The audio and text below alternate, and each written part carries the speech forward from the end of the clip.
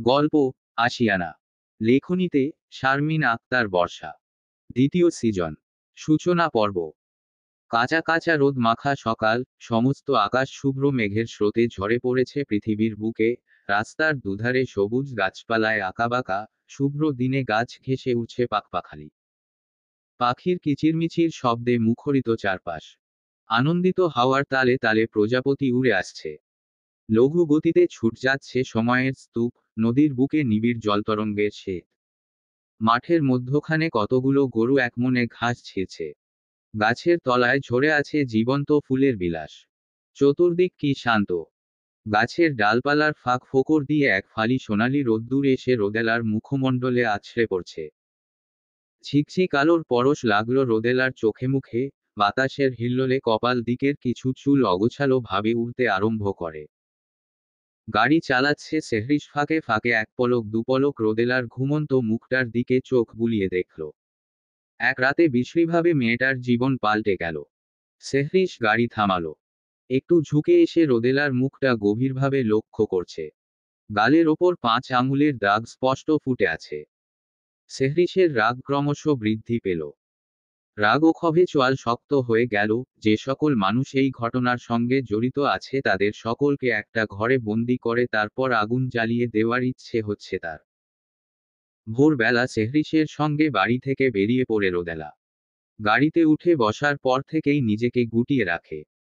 সিটের সঙ্গে হেলান দিয়ে বসে বসে কখন ঘুমিয়ে গেছে টের পায়নি সেহরিশ। জানালার গ্লাস নামানো, দমকা হাওয়ায় ধুলোবালি উড়ে আসছে। রোদেলা জানালার দিকে ঝুঁকে গিয়ে মাথা গলিয়ে রাখল। অসাবধানতার জন্য অ্যাক্সিডেন্ট হতে পারে। সেহরিশ ভারী নিঃশ্বাস ফেলল।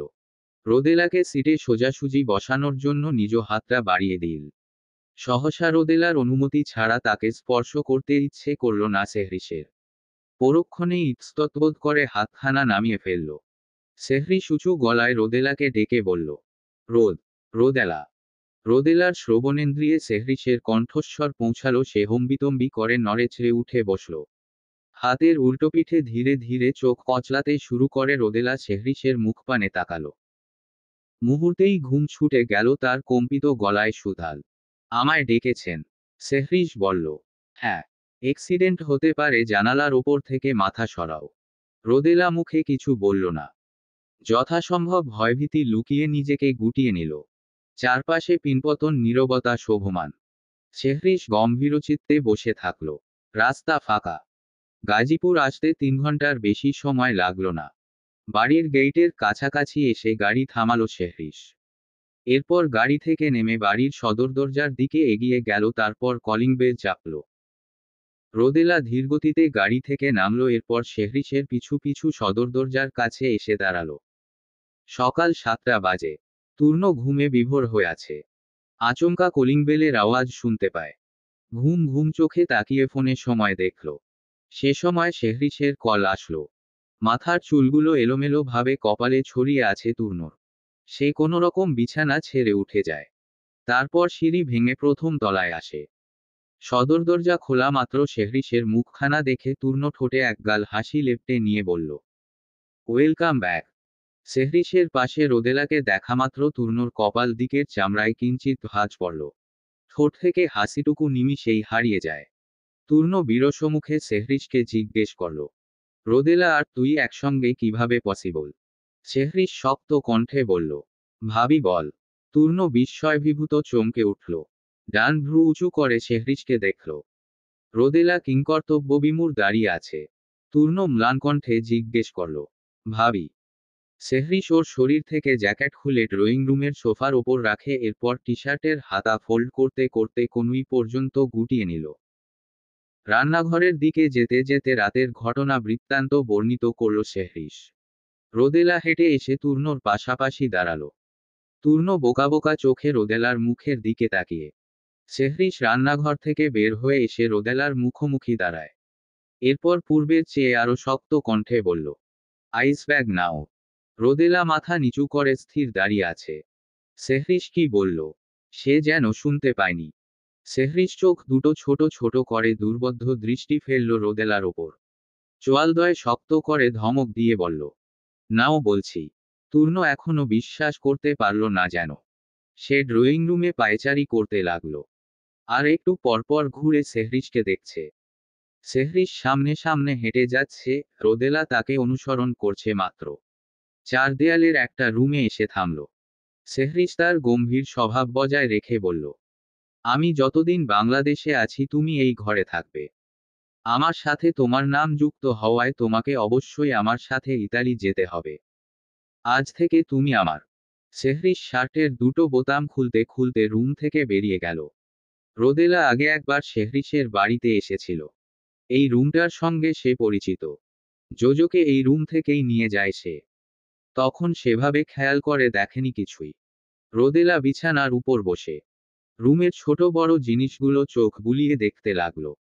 রুমের প্রতিটা জিনিস সাদা রঙের, শুধু পর্দার রং কালো। বেলা অনেক হয়েছে। সেহরিশ রান্নাঘরে এসে রোদেলা ও তার জন্য নিজ হাতে নাস্তা বানালো। রোদেলার খাবার একটা ট্রে করে তার রুমে নিয়ে যেতে লাগলো Sehrish.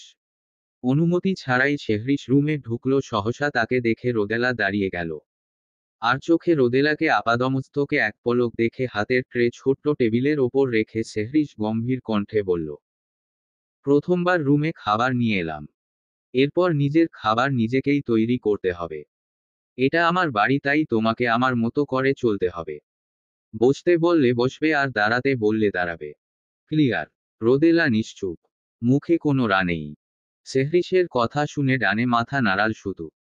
Sehrish first aid box থেকে দুটো ট্যাবলেট খাবারের ট্রের পাশে রেখে তটস্থ গলায় বলল, খাবারের পর ওষুধ খাবে, ব্যথা কমবে।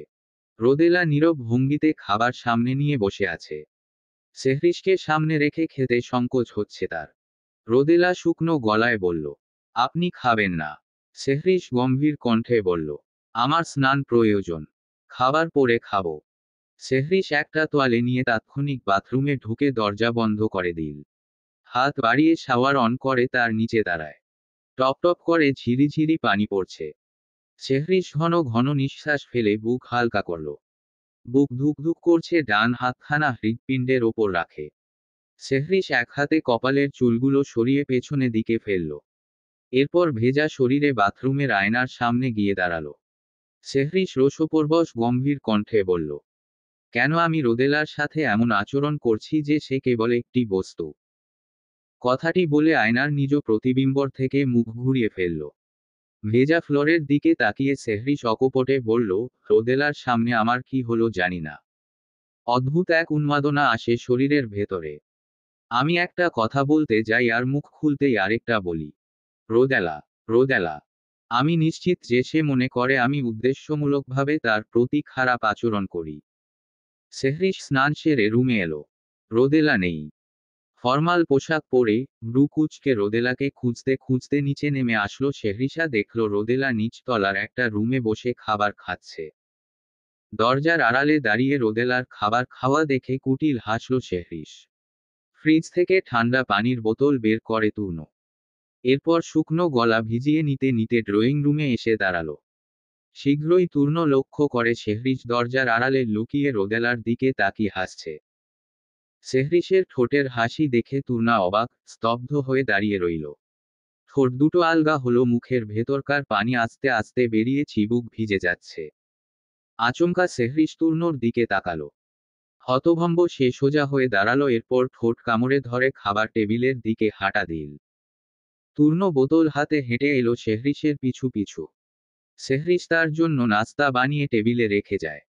এখন না দেখতে পেয়ে তুর্নর দিকে তাকিয়ে গম্ভীর কণ্ঠে শুধাল, আমার ব্রেড কই? তুর্ন থমকাল। জিভ কামড়ে বলল, তোর জন্য ব্রেকফাস্ট ছিল। তোকে রুমে খাবার নিয়ে যেতে দেখে ভাবলাম তুই রুমে খাবি।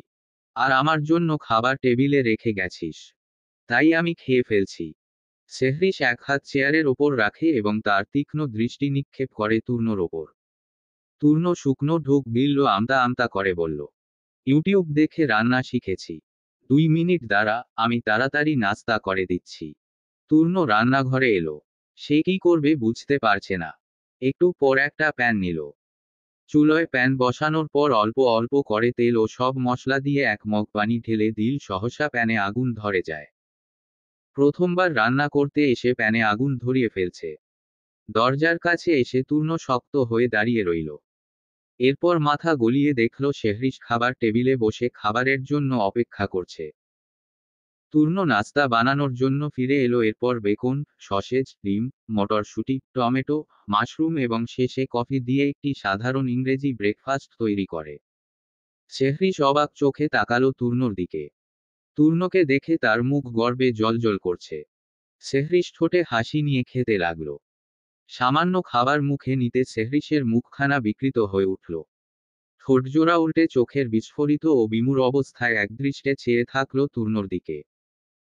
শেহরিশ খাবারের প্লেট তূর্ণর দিকে একটু ঠেলে এগিয়ে দিল। তারপর বলল, খেতে ভালো হয়েছে। তুইও টেস্ট কর। মানুষ প্রশংসা শুনতে পছন্দ করে। তূর্ণ প্রথম খাবার বানালো আর শেহরিশের কাছ থেকে প্রশংসা শুনল। আবেগে আপ্লুত হয়ে চেয়ারে বসল সে। মুখে অল্প খাবার নিয়ে নাড়াচাড়া করলে চোখ ও মুখ বিকৃত হয়ে গেল তার। তূর্ণ মুখ থেকে খাবার ফেলে দিতে দ্বিধা করল না। শেহরিশ চমকে উঠে জোরে হেসে উঠল। হাসি ঠোঁটে ঝুলিয়ে শেহরিশ বলল, সাকসেস। তূর্ণ বিস্মিত কণ্ঠে বলল, ছি। আকাশে মেঘ ডাকছে। বৃষ্টি নামার আগের মেঘের ডাক, লক্ষণ ভালো না। ঝুম বৃষ্টির পূর্বাভাস। যে কোনো সময় বৃষ্টি শুরু হবে। ঘড়িতে সময় দুপুর 12:20 শেহরিশ বাড়ির গেট পর্যন্ত আসতেই ঝুম বর্ষণ শুরু হলো। শেহরিশ বাড়িতে ঢুকল। তার সঙ্গে আছে দুজন ফ্যাশন ডিজাইনার ও তাদের ডিজাইন করা ড্রেস। ড্রয়িং রুমের মাঝখানে রাখা দুটি স্তরের ধাতব পাইপ জামাকাপড়ের রাক, সব ধরনের আধুনিক শাড়ি রাখা আছে র্যাকে। শেহরিশ ডিজাইনারের দিকে হাত দিয়ে ইশারা করল। ইশারার অর্থ বসুন। তূর্ণ সকাল 9টা নাগাদ সাদাফকে কল করে। রোদেলা আর শেহরিশের জোরজবরদস্তি পূর্বক বিয়ে হয়েছে শুনে তারা তখনই শেহরিশের বাড়ি চলে আসে। রোদেলাকে 1.5 মাস যাবৎ দেখছে সাদাফ। রোদেলার কোনো খারাপ স্বভাব চোখে পড়েনি, সে অত্যন্ত নম্র, ভদ্র ও সুশীল। এগুলো ছাড়া রোদেলা বোকাশোকা মেয়ে, অল্পতেই কান্না করে বসে। শেহরিশের সঙ্গে বেশ মানানসই সে। শেহরিশের বিয়ে খবরটায় সাদাফ মনে মনে ভীষণ খুশি হল। তবে তা প্রকাশ করল না। রোদেলা প্রায় 1 ঘন্টা জুবিয়া ও উমাইয়ার সঙ্গে রুমে দরজা বন্ধ করে কথা বলে। জুবিয়া আজ পুরো দিন বাড়িতে কাটাবে, এজন্য রেস্তোরাঁ থেকে ছুটি নেওয়ার উদ্দেশ্য আগে চলে যায়। সাদাফ আর উমাইয়া ঘন্টা 2 পর চলে গেল। ওরা চলে যাওয়ার সময় শেহরিশ একবার রোদেলার চোখের দিকে খেয়াল করে। চোখ দুটো ভয়ঙ্কর লাল হয়ে আছে তার। নিজের মধ্যে চেপে রাখা কষ্টটা অনেক বেশি হওয়ার কারণে বান্ধবীর সামনে চোখ দিয়ে উপচে পড়ে বয়ে গেছে। রোদেলার মনের অবস্থা ভালো নয়। এজন্য 1 মিনিটও একা ছাড়তে চাচ্ছে না সে। শেহরিশ গম্ভীর ভঙ্গিতে রোদেলার দায়িত্ব তূর্ণর ওপর দিয়ে কোথাও চলল। ঘন্টা 2 মধ্যে দুজন ডিজাইনার নিয়ে এলো। শেহরিশ তাদের বসতে বলে সে সিঁড়ি ভেঙে উপরে উঠছে। তূর্ণ তখন ধাপে ধাপে নিচে নামছে। তূর্ণ শেহরিশের থেকে 2টো সিঁড়ি উপরে আছে। শেহরিশ তাকে দেখে চমকে উঠল। তূর্ণর বাবরি চুলগুলো সুন্দর করে আঁচড়িয়ে হাতের ডান পাশে ফেলে রাখা। এই স্টাইলে তূর্ণকে আরো সুদর্শন লাগছে। চোখে সানগ্লাস। ধবধবে সাদা টি শার্ট ইন করে পরেছে। প্যান্টের রং কালো। পায়ের জুতা চকচক করছে যেন। শরীর থেকে পারফিউমের সুগন্ধি ছড়াচ্ছে। শেহরিশ ঠান্ডা গলায় বলল, ঘরে বসে এত তৈরি হয়েছিস কেন? কোথাও যাচ্ছিস? তূর্ণ উদাস গলায় বলল, যাব। প্ল্যান করছি। কিন্তু হঠাৎ বৃষ্টি সব কেচাল পাকিয়ে দিল। শেহরিশ ভেবেচিন্তে বলল, কোথায় যাবার প্রস্তুতি চলছিল? তূর্ণ হাই তুলতে তুলতে বলল, ইট সো সিক্রেট। শেহরিশ কথা বাড়াল না। রোদেলার ঘরের দিকে এগিয়ে গেল সে। বিছানার পাশে ফলের স্তূপ। রুম ফাঁকা। রোদেলার রুমে অনেকক্ষণ হলো শেহরিশ দাঁড়িয়ে আছে। এরপর হেঁটে এলো বারান্দায়। ঝুম বর্ষণে চারিপাশ ঘন অন্ধকার হওয়ার কথা। তেমন কিছুই হয়নি। চারপাশ স্বচ্ছ দেখা গেল। রোদেলা বারান্দায় এসে দাঁড়িয়ে বৃষ্টি দেখছে। মেয়েরা হয় কোমল হৃদয়ের, তারা একটু ফুল ও বৃষ্টি প্রেমী হয়। রোদেলার ঠিক পেছনে দাঁড়িয়ে শেহরিশ গলার স্বর মধুর করে বলল, রোদ, আমার সঙ্গে এসো। ক্ষণে ক্ষণে মেঘ ডাকছে। বৃষ্টি পড়ার শব্দ। সমস্যা হচ্ছে শেহরিশের ডাক রোদেলা শোনেনি। শব্দের কারণে বোধহয় মাথা দিয়ে ঢুকল না। শেহরিশ যথাসম্ভব নিজের রাগ নিয়ন্ত্রণ করার চেষ্টায় চুপ করে কিছুক্ষণ দাঁড়িয়ে রইল। শেহরিশ বলল, তোমার স্পর্ধা দেখে অবাক হচ্ছি। আমার ডাক কানে তুলছ না কেন? রোদেলা পুরো শরীরে ঘুরে দাঁড়ালো। সেহরিশ আসছে ও টের পায়নি। কোমল স্বরে বলল, আম সরি। আপনি আসছেন। আমাকে ডেকেছেন, আমি শুনতে পাইনি। সেহরিশ আওড়াল, কানের ডাক্তারও দেখাতে হবে দেখছি। রোদেলা দৃষ্টি ফেলল সেহরিশের ওপর। তার কথা শুনতে পেয়েছে বলে মনে হচ্ছে না। রোদেলা বিস্মিত কণ্ঠে শুধাল, কিছু বলেছেন? সেহরিশ স্বাভাবিক গলায় বলল, কিছু না। আমার সঙ্গে এসো। রোদেলা জানতে চেয়ে প্রশ্ন করল না, কোথায় যাবে? সেহরিশের আদেশ মান্য করে সে মেঝের দিকে তাকিয়ে পিছু পিছু হাঁটতে লাগল। সেহরিশ ড্রয়িং রুমে আসার পর দুজন ডিজাইনার তাদের ড্রেস দেখাতে লাগল। তূর্ণ শাড়িগুলোর মধ্যে একটা পছন্দ করেছে। তূর্ণ বলল, এটা আমি নেব। প্রশ্নটা সেহরিশের উদ্দেশ্য করা হয়েছে বলে সে উত্তর দিল, তুই আজকাল শাড়ি পরিস? তূর্ণর মুখ লালচে হয়ে গেল। সে দাঁত কিরমির করতে লাগল। গলা নামিয়ে বলল, গিফট করব। সেহরিশ ভ্রু কুঞ্চিত করে ল্যাপটপ দেখছে। তূর্ণর দিকে না তাকিয়ে সে শাড়িটি নেওয়ার অনুমতি দিল। আধুনিক ডিজাইনের শাড়ি অবশ্যই সে তার মাকে উপহার দিবে না। দেওয়ার মতন একজনই আছে, জুবিয়া। সেহরিশের হাতের ডান পাশে দাঁড়ানো রোদেলা। এইখানে তার কাজ কি সে বুঝতে পারছে না। সাহস করে মুখ ফুটে কিছু বলতেও পারছে না। বেজায় আবার না ধমক খেয়ে বসে। সেহরিশ বলল, বাংলাদেশের বিখ্যাত দুজন ডিজাইনের বানানো ড্রেস ও শাড়ি ওই রাকগুলোতে ঝুলানো আছে। তোমার যতগুলো ইচ্ছে নিয়ে নাও। রোদেলা বলল, আমার কিছু লাগবে না। সেহরিশ ল্যাপটপ বন্ধ করল। পূর্ণ দৃষ্টিতে তাকিয়ে রোদেলাকে আপাদমস্তকে দেখে ভারী ভারী কণ্ঠে বলল, গতকাল থেকে একই জামা পরে আছো। আর কতদিন পরে থাকার ইচ্ছে? মুখে মুখে তর্ক না করে যেটা করতে বলছি ওটা করো। যাও। দুজন লোক কিছুটা পিছনে চলে যান। রোদেলা দুটো রাকের সামনে দাঁড়ানো। সবগুলো শাড়ি একটার চেয়ে অন্যটা দ্বিগুণ সুন্দর। রোদেলা স্তম্ভিত হয়ে দাঁড়িয়ে রইল। তূর্ণ এগিয়ে সিঁড়ির দিকে যেতে যেতে বলল, আমি রুমে যাচ্ছি। শাড়িটি প্যাক করে রুমে পাঠানোর ব্যবস্থা করুন। সেহরিশ গম্ভীর ভঙ্গিতে রোদেলার দিকে তাকিয়ে হঠাৎ বসা থেকে উঠে সে রোদেলার দিকে এগিয়ে গেল। মুখোমুখি দাঁড়িয়ে গম্ভীর কণ্ঠে বলল, একটা শাড়ি চয়েস করতে এত সময় লাগে? প্রশ্নের জবাবে চুপ থাকল রোদেলা। সেহরিশ কয়েকটি শাড়ি উল্টেপাল্টে দেখল, এরপর তার পছন্দ মতো একটা শাড়ি বাছাই করে রোদেলার দিকে এগিয়ে দিয়ে বলল, এখন শাওয়ার নিয়ে শাড়িটা পরো। শরীরের ক্লান্ত ভাবটা দূর হয়ে যাবে। দুই একটা বাদে প্রায় সবগুলো শাড়ি সেহরিশের ভালো লাগছে। সে অ্যামাউন্ট দিয়ে দুজন লোককে ভিডিও করল। ল্যাপটপ নিয়ে সিঁড়ি দিয়ে উপরে যাচ্ছে। একবার তূর্ণর রুমে উকি দিল সেই, বিছানার ওপর বসে জুবিয়ার জন্য নেওয়া শাড়িটি দেখছে আর একগাল হেসে উঠল তূর্ণ। সেহরিশ বিড়বিড় করে বলল, বাচ্চামোগুলো আর গেল না। রুমের দরজা হালকা চাপিয়ে দেওয়া। ভেতর থেকে বন্ধ করার চেষ্টা করে ব্যর্থ হয়েছে রোদেলা। সে জানে না এই ডিজিটাল ধরনের দরজা কিভাবে বন্ধ করা লাগে। দেশটা সত্যি আধুনিকতার দিকে এগিয়ে যাচ্ছে। ফোনের রিং বাজল। প্যান্টের পকেট থেকে ফোন বের করে কানে দিল সেহরিশ। ওপাশ থেকে কেউ কথা বলছে। তার কথা বলা শেষ হলে সেহরিশ বলতে শুরু করে। বাহাতে ল্যাপটপ ধরা, তবুও বাহাতে ঠেলা দিয়ে দরজা খুলল। হলুদ রঙের শাড়ি পরে রোদেলা আয়নার সামনে দাঁড়িয়ে আছে। ভেজা চুলগুলো সামনের দিকে নিয়ে তোয়ালে দিয়ে মুছতে লাগলো সে। রোদেলার ধবধবে ফর্সা পিঠে একটা কালো রঙের তিল আছে। ব্লাউজ পরা, তবুও সে তিলটা দেখতে পেয়ে সেহরিশ স্তম্ভ হয়ে গেল। শরীর থেকে ঘাম ছুটল যেন। সেহরিশ শুকনো ঢোক গিলে নড়েচড়ে উঠল। এত কাছ থেকে রোদেলাকে এভাবে কখনো দেখেনিও। রোদেলার রূপ দেখে সেহরিশের হঠাৎ রবীন্দ্রনাথ ঠাকুরের লিখা দুলাইন মনে পড়ল। মেয়েদের এরূপ সৌন্দর্যের ব্যাখ্যা করতেই তিনি বোধহয় লিখেছিলেন, মুখের পানে চাহিনু অনিমেষে, বাজিল বুকে সুখের মতো ব্যথা। সেহরিশ মুগ্ধ চোখে রোদেলার দিকে তাকিয়ে। সময়ের কোনো খেয়াল নাই। চুলের পানি মুছে নিয়ে চুলগুলো পিঠে বিছিয়ে দিয়ে তোয়ালে নিয়ে ঘুরে দাঁড়ালো রোদেলা। আর সঙ্গে সঙ্গে সেহরিশের চোখে চোখ পড়ল তার। বিস্মিত সেহরিশ চোখ নামিয়ে ফেলল। রোদেলা শান্ত কণ্ঠে বলল, আপনি? হ্যাঁ, ফোন নিতে এসেছি। রোদেলা নির্নিমেষ চোখে তাকালো সেহরিশের হাতের দিকে। এরপর হতাশ গলায় বলল, আপনি তো ফোনটা কানে ধরে আছেন। সেহরিশ চকিত তাকিয়ে চোখ দুটো বন্ধ করে মাথা ঝাড়া দিয়ে উঠল। লজ্জিত ভাব মুখে ফুটে উঠেছে। আস্তে আস্তে কান থেকে হাত নামিয়ে নিল। কতক্ষণ এভাবে দাঁড়িয়ে ছিল বোধগম্য হচ্ছে না। ফোনের ওপাশের ব্যক্তি কোনো জবাব না পেয়ে আগেই কল কেটে দিছেন। সেহরিশ ফোন আড়াল করে বলল, বের হব। চেঞ্জ করতে এসেছি। অতি বিস্তৃত অরণ্য। অরণ্যের মধ্যে খোলামেলা এক পার্ক। চারপাশ নিবিড়, একেবারে নিস্তব্ধ। বৃষ্টি হয়েছে, এজন্য মানুষের ভিড় নাই।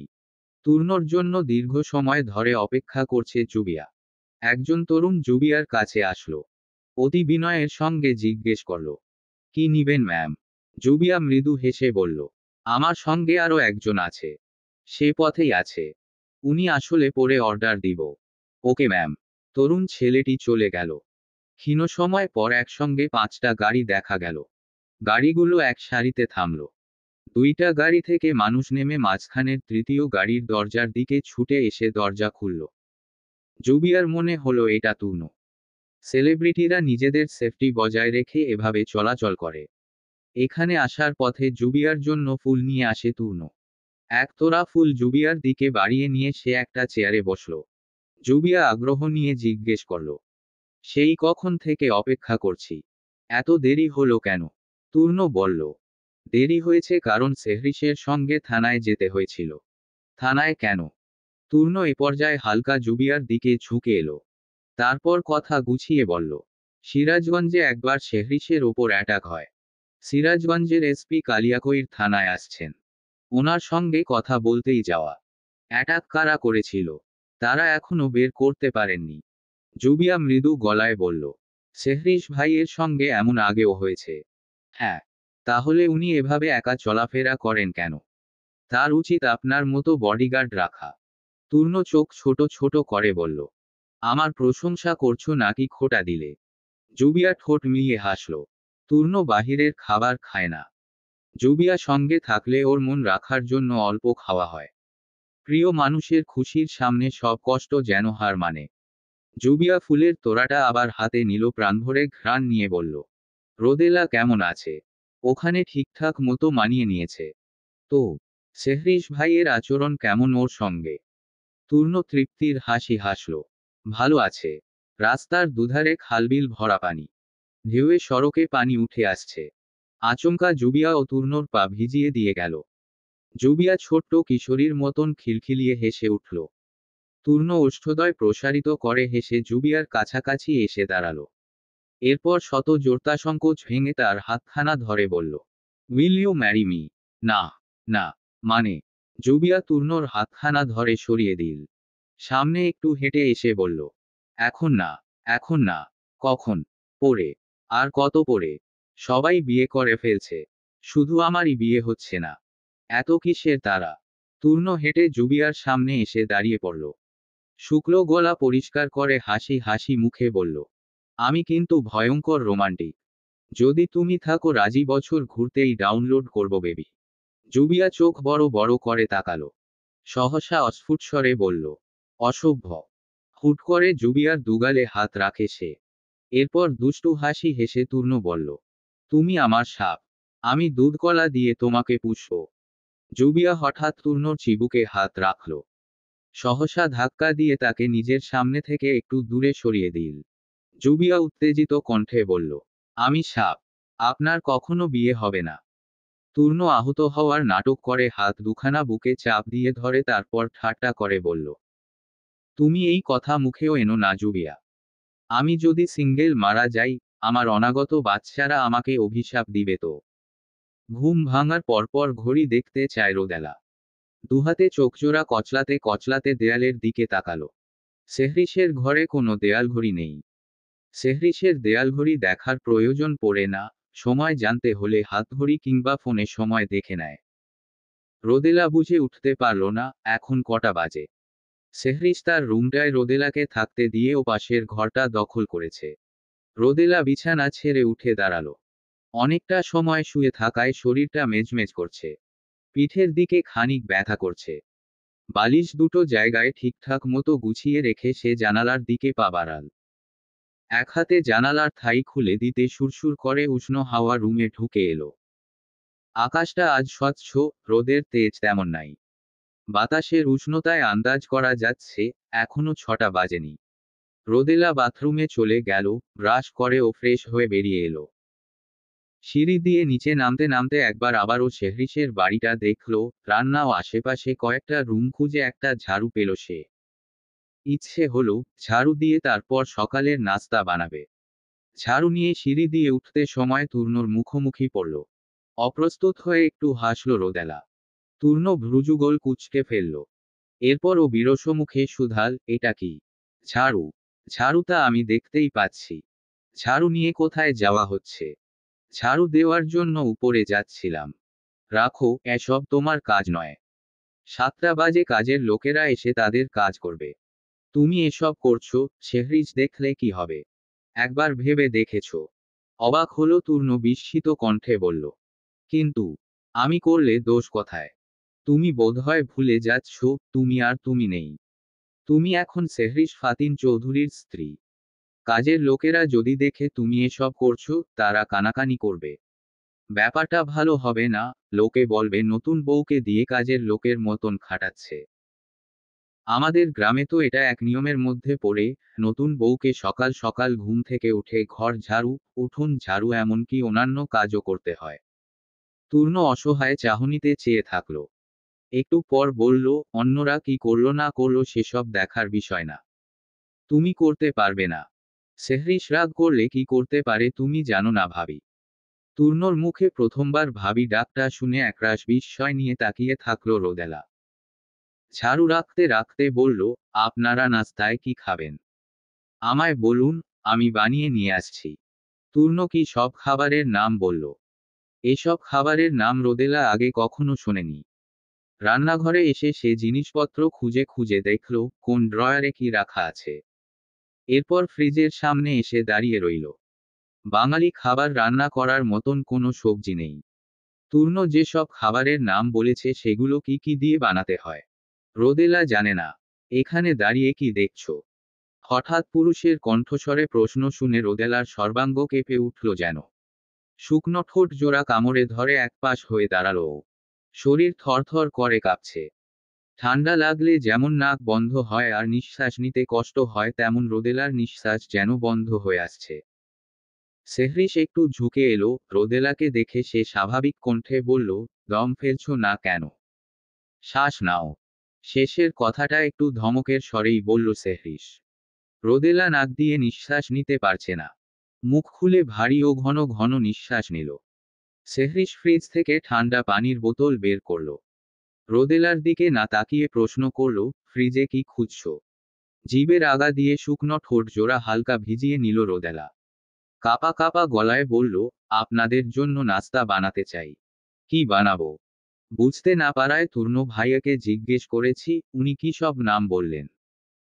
ওসব কিভাবে বানাতে হয় সেটা জানি না। এজন্য ফ্রিজে দেখতে এসেছি কোন কোন জিনিস আছে। তূর্ণ, কি বানাতে বলছে? গম্ভীর কণ্ঠে জিজ্ঞেস করল শেহরিশ। আহো। মনে করার চেষ্টা করে রোদেলা বলল, জানি না। ভুলে গেছি। রোদেলা মাথা নিচু করে আছে। সেহরিশের মুখখানা ওর দেখা হচ্ছে না, ইচ্ছে করছে লোকটার মুখের দিকে তাকিয়ে কথা বলতে। কিন্তু সাহস নেই। সেহরিশ ওর নিজের ঠোঁট কামড়ে ধরল। এই মেয়েটার বোকা বোকা কাণ্ড দেখলেও হতভম্ব হয়ে যায়। ডান হাতের মুঠোয় থাকা পানির বোতলটা হালকা চেপে ধরল।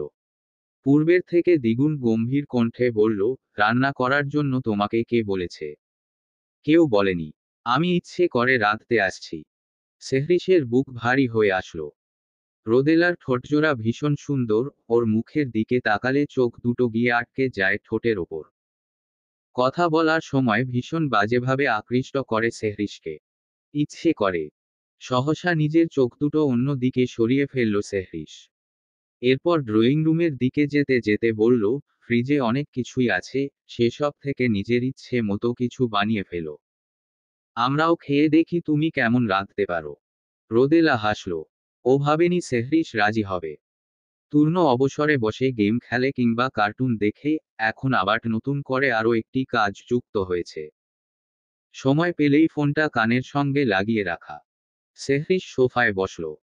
তূর্ণ ওর দিকে না তাকিয়ে গড়গড় করে বলল, উমাইয়া ভাবির পাসপোর্ট ও ভিসা সব কিছু রেডি হয়ে গেছে। আর দুটো পরীক্ষা কোনোরকমে শেষ হলেই ওরা ইতালির উদ্দেশ্য রওনা দিবে। এদিকে আমার সলো অ্যালবামে গাওয়ার সময় খুব বেশি নেই। আমাকেও ফিরে যেতে হবে। আরও দেরি হলে রিহার্সাল প্র্যাকটিস করার সময় পাবো না। কি বলতে চাচ্ছিস? সরাসরি পয়েন্টে আয়। আমার কি বিয়ে হবে না? সবার বিয়ে হলো অথচ আমি মাঝখানে দুধভাত হয়ে পড়ে রইলাম। আচ্ছা, আমি আজই সাদাফের সঙ্গে জুবিয়ার বাবা মায়ের সঙ্গে কথা বলবো। তাছাড়া জুবিয়া কি বলেছে? ও কি এখন বিয়ে করতে চায়? জুবি আমাকে ভালোবাসে, কিন্তু এখন বিয়ে করতে চাচ্ছে না। ওর নাকি কি সব ইচ্ছে আছে সেসব পূরণ করতে চায়। সেহরিশ নির্বিকার চূড়ান্তে কাঠোকাঠ গলায় বলল, ইচ্ছে পূরণ? সেসব তো তোর সঙ্গে থেকেও করতে পারবে। কি পারবে না? বলে থামল সেহরিশ। তূর্ণর মুখের দিকে তাকিয়ে ওর হাবভাব বোঝার চেষ্টা করে আবারও বলল, টেনশন নিস না, আমি বিয়ের ব্যাপারে কথা বলবো। তূর্ণ বলল, আজ না, আগামীকাল বলিস। আগামীকাল কেন? আজ আমার টিভি চ্যানেলে একটা সংক্ষিপ্ত ইন্টারভিউ বা ছোট্ট কথোপকথন আছে। এটা শেষ করে আগামীকাল ধীরে সুস্থে কথা বললে ভালো হবে। ইন্টারভিউ? কি নিয়ে? ভ্রু কুঁচকে গেল শেহরিশের। তেমন কিছু না। তারা দু চারটে প্রশ্ন করবে আর আমি উত্তর দিব। আমি বিকেল 3টা বাজে তাদের আসতে বলেছি। আর তোদের কিন্তু অবশ্যই আমার ইন্টারভিউ দেখতে হবে।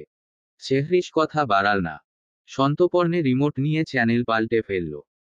তূর্ণ রিমোট চাইল, সেহরিশ রিমোট দিচ্ছে না বলে তূর্ণ কয়েকবার ছিনিয়ে নেওয়ার চেষ্টা করে।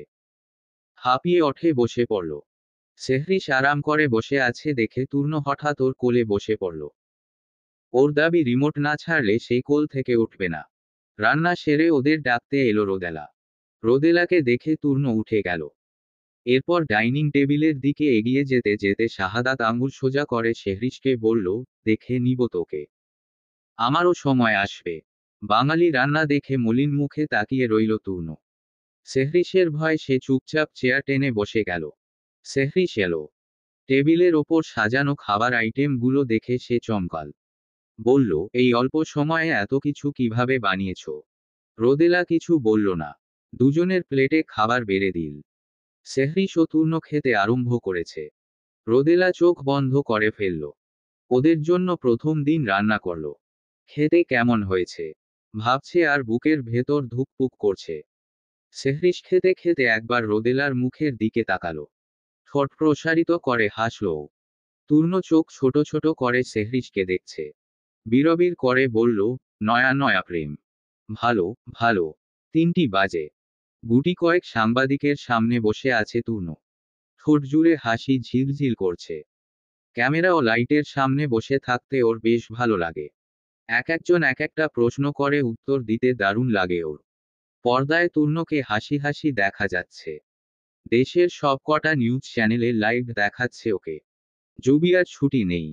আজও কাজ করতে হচ্ছে, রেস্তোরাঁর টিভিতে ফিল্ম চলছে। সকাল সকাল সাদাফকে শেহরিশ কল করে। এবং দুপুরের লাঞ্চ সবাই একসাথে করবে বলে তার বাড়িতে আসতে বলে। তূর্ণর ইন্টারভিউ দেখার জন্য সাদাফ শেহরিশের বাড়িতে থেকে যায়। মিনিট 20 হলো, দুজন টিভির সামনে বসে আছে। তূর্ণকে দেখে সাদাফ বলল, এই ছেলে আজ উল্টপাল্ট কিছু না বললেই হয়। কথায় কথায় কি কি বলেও জানেই না। শেহরিশ গম্ভীর। স্যার, একটা প্রশ্ন করতে চাই। এক সাংবাদিকের প্রশ্ন। জি করুন। খবরটা সত্য কিনা মিথ্যা জানি না। বাতাসের সঙ্গে একটা খবর উড়ে বেড়াচ্ছে, শুনলাম সাদাফ কাসানোর পর শেহরিশ ফাতিন চৌধুরী লুকিয়ে বিয়ে করে ফেলছেন। এটা গুজব নাকি সত্য জানি না।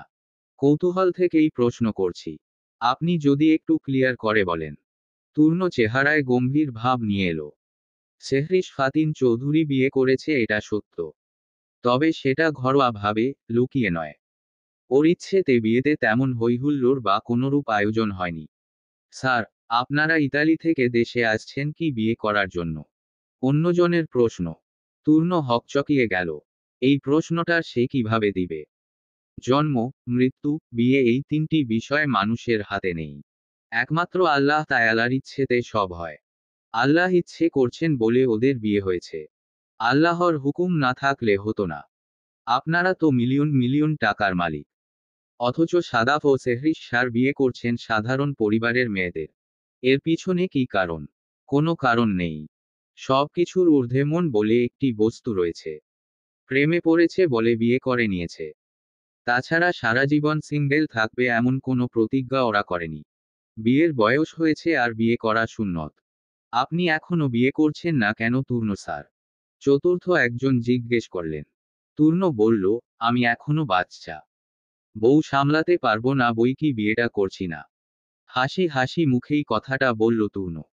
ওর একথা শুনে সাংবাদিক ওরা হাসতে লাগলো। সেহরিশ বিস্ময় নিয়ে সাদাফের মুখের দিকে তাকালো। সাদাফ দুই একবার চোখের পলক ফেলল। বিস্মিত কণ্ঠে বলল, ও বাচ্চা। রোজ বিয়ে বিয়ে করে আমাদের মাথা খাচ্ছে। আর ক্যামেরার সামনে বসে কি সুন্দর করে মিথ্যা বলছে। রোদেলা কিছু ফল কেটে ট্রেতে করে নিয়ে এলো। উমাইয়া টিভির দিকে তাকিয়ে প্রশ্ন করল, বাচ্চা? সাদাফ ইশারা করে উমাইয়া টিভির দিকে তাকালো। রোদেলা সেহরিশের দিকে এগিয়ে দিয়ে বলল, উনি কি বলছেন? সাদাফ ভাইয়া এভাবে কথাগুলো কেন বললেন? সেহরিশ ভারশীল কণ্ঠে বলল, বিয়ে করে বউ সামলানোর বয়স হয়নি। এটাই বলল। রোদেলা ঠোঁট জোড়া উল্টিয়ে ফ্যাল দৃষ্টিতে তাকিয়ে লজ্জা পেল যেন। মোতালেব হোসেন উঠোনে এসে বসলেন। ওর হাত অসম্ভব ভাবে কাঁপছে। বয়স বাড়ার সঙ্গে সঙ্গে এই একটা রোগ দেখা দিয়েছে। মিনারা বিরক্ত হয়ে মোতালেবের দিকে এগিয়ে এলেন। চোখমুখ অন্ধকার করে বললেন, মেয়ে দেখতে অতিথি আসবেন। ঘরে তেমন কিছুই নেই। তাদের আপ্যায়ন করব কি দিয়ে?